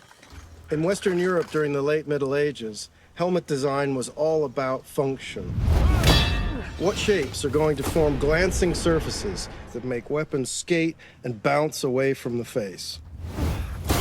In Moscow, however, the approach was rather different. They sacrificed quite a lot of protection for the sake of extraordinary visual impact. There is a limit to which the metal can be stretched, and so a slot is cut to allow the nose to be shaped. Released from the bonds of the rigid plate, the nose takes on its distinctive form. In a way, armor is always a mask. It forces the world to see us as we want to be seen. Strong, powerful, indomitable. These Muscovite mask visors are an extraordinary example of that projection of identity. In some cases, they were actually made as portraits in the image of the wearer. With every strike, the features become more and more recognizably human. The furnace imbues the mask with a warrior's fury. When finished, the visor is given a high polish and attached to its helmet with this rotating hinge that allows the visor to be raised and stowed when not in use. But it can always be quickly lowered as soon as danger threatens. A man could project his power with such a mask. A man could hide his fear with such a mask. And by doing so, he could be brave. In the century following the Mongols' vengeful attack on Moscow, Dmitry Donskoy's son and grandson clung to the Rus throne. Amid old rivalries and fragile alliances, Dmitry's great-grandson Ivan III set out to consolidate Moscow's control over all the Rus. But one independent republic would not yield to Moscow, the wealthy commercial center of Novgorod.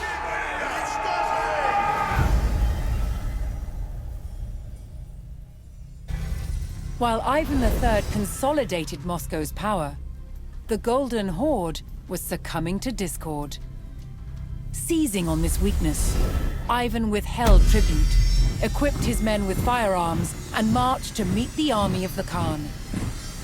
On the banks of the Ugra River, the Rus stood defiant, prepared to contest over 200 years of Mongol dominance.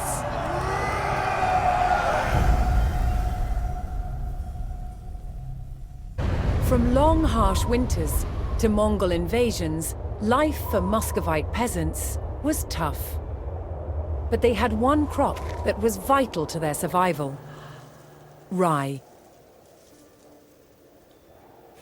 Moscow peasants relied on cereal crops more than any other food.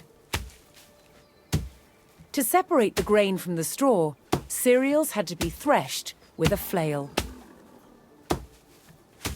This tool could also be repurposed for battle. When the Grand Prince called upon peasants to serve in the army, they would have become armed with their tools of the trade, their pitchforks and their pikes, but chief amongst their weapons would be the flail. Farming crops in a land that was covered in snow for 6 months of the year was challenging. But rye was one crop that was particularly adapted to the extreme Moscow climate. The thing about rye is it's incredibly hardy. If you can sow it in autumn, it'll grow through the winter months, even with a covering of snow on the ground. Now, Russia is famous for its long, cold winters, but it also gets very hot and dry summers, and it's in those drought conditions that rye also thrives. And it's for that reason that a majority of Moscow peasants were growing this stuff. But they didn't get to keep all of their crop. The largest rye grains were given to the Grand Princes as tax, while the rest would be used to make bread, or malted to make a nourishing, non-alcoholic drink, kvass. It's super easy to make and cheap, really cheap. It's great for helping tired muscles recover, and it's just quite refreshing, and also helps control infections. Muscovite soldiers drank kvass as part of their daily rations. It's made by first adding ground malted rye to boiling water. After cooling, yeast culture is added, causing the mixture to ferment. This kills off any germs in the water. There you go. Around 3 days later, the kvass is ready to drink. The bubbles are really starting to come up now. Yeah. just the yeast doing its work.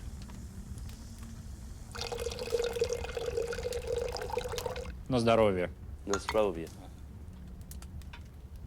What are the special qualities of this drink then? It's essentially a probiotic drink. It has a lot of B vitamins and it has lactic acid, which is great for recovering from hard labor. It's kind of an ideal sports drink, really. And with rye so easy to grow, you can see how this was the sort of saviour, if you like, of the Moscow peasantry. The hardiness and versatility of rye was a lifesaver to Muscovites, both for peasants at home and soldiers on campaign.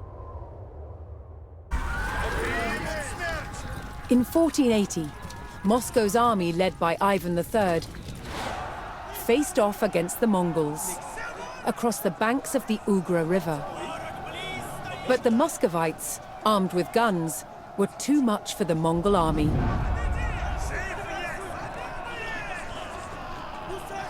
When the Mongols realized reinforcements weren't coming, they retreated.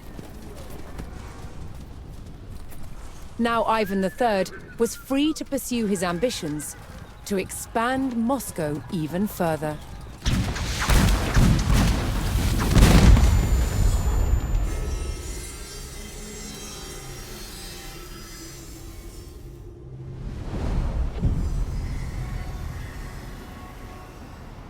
Despite the rapid rise of Moscow, it was still a vassal of the Mongol Empire. But after the stand at the Ugra River, Ivan III's ongoing refusal to pay tribute antagonized the Mongols. Yet, retribution never came. Cracks had developed in the highest levels of Mongol rule, and the Golden Horde shattered into smaller khanates, beset by infighting. So Moscow was left free to expand. Ivan III continued taking control of smaller Rus principalities by any means necessary. Some had been ruled for over 100 years by an historic enemy, Lithuania. Ivan III was determined to take them back. By 1500, he had turned Moscow into more than just a city or a state. It was an entity that he claimed represented all the Rus people. Ivan's successor, Vasily III, would fight to take back the lands from Lithuania that he believed belonged to Moscow.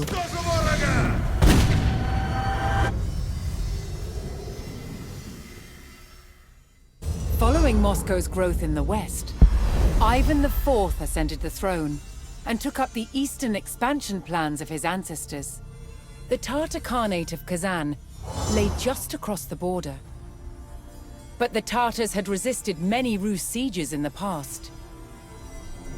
In his final attempt to capture the Tatar lands, Ivan would deploy bold new strategies.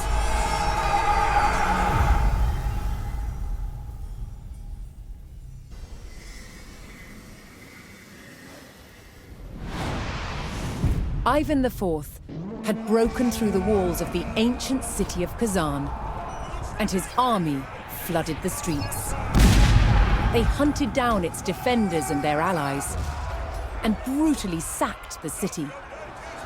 Kazan had fallen to the unstoppable military might and strategic innovation of the Muscovite war machine. In the years that followed, Ivan IV waged war after war to bring vast new territories under Moscow's rule. By 1547, he had declared himself the first Tsar of all Russia. And his never-ending fight for territory set the course for those who ruled after him.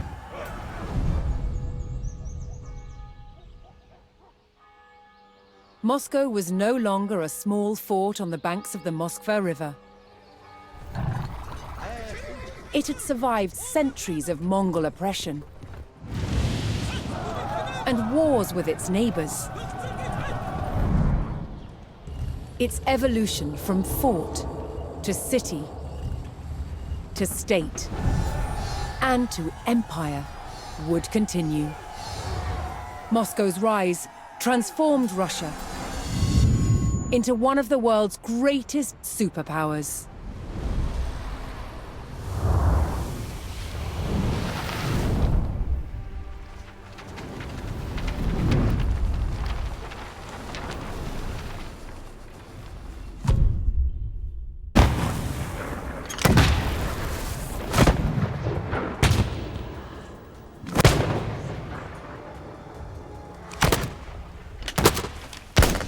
Streltsy is the Russian word for shooters. And from the late 15th century, the armies of Moscow had included regular troops, armed with an arquebus, a standard firearm in all European armies at the time. This is an arquebus. It's an early type of musket. To load it, you put a charge of black powder down the barrel. The ammunition is a lead ball. A paper wad seals the charge. Then both ball and wad are rammed home tight. To shoot the gun, priming powder is placed in the pan. The priming is lit by a match. Now, a match was originally a length of cord soaked in saltpeter so that it burns slowly but continuously, and even in poor weather. When lit, this sends a flame through a small hole at the base of the barrel, which lights the main charge. One of the great advantages of the arquebus was that the ammunition was inexpensive and easy to make. Molten lead was poured into a special mold. It cooled to a solid state in seconds, making it possible for vast quantities of lead balls to be produced. They were finished by trimming off the excess lead, which was known as a sprue.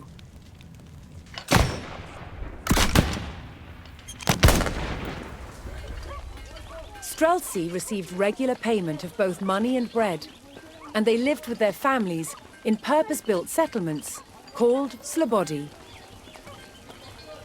Streltsy were a new type of army, ordinary troops recruited from tradespeople and farm workers.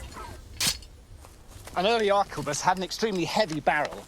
To shoot it with accuracy, the gun had to be steadied, and Streltsy had a unique solution.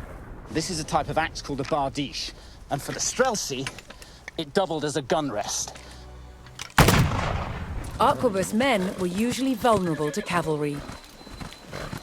Even with experience, reloading takes time. And cavalry covers ground very speedily. Once you've shot, your position becomes perilous very, very quickly.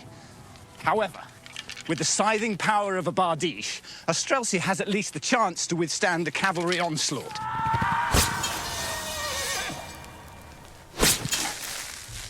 It took a brave cavalryman to ride into a hail of bullets, but an even braver one to face the horror of these axes.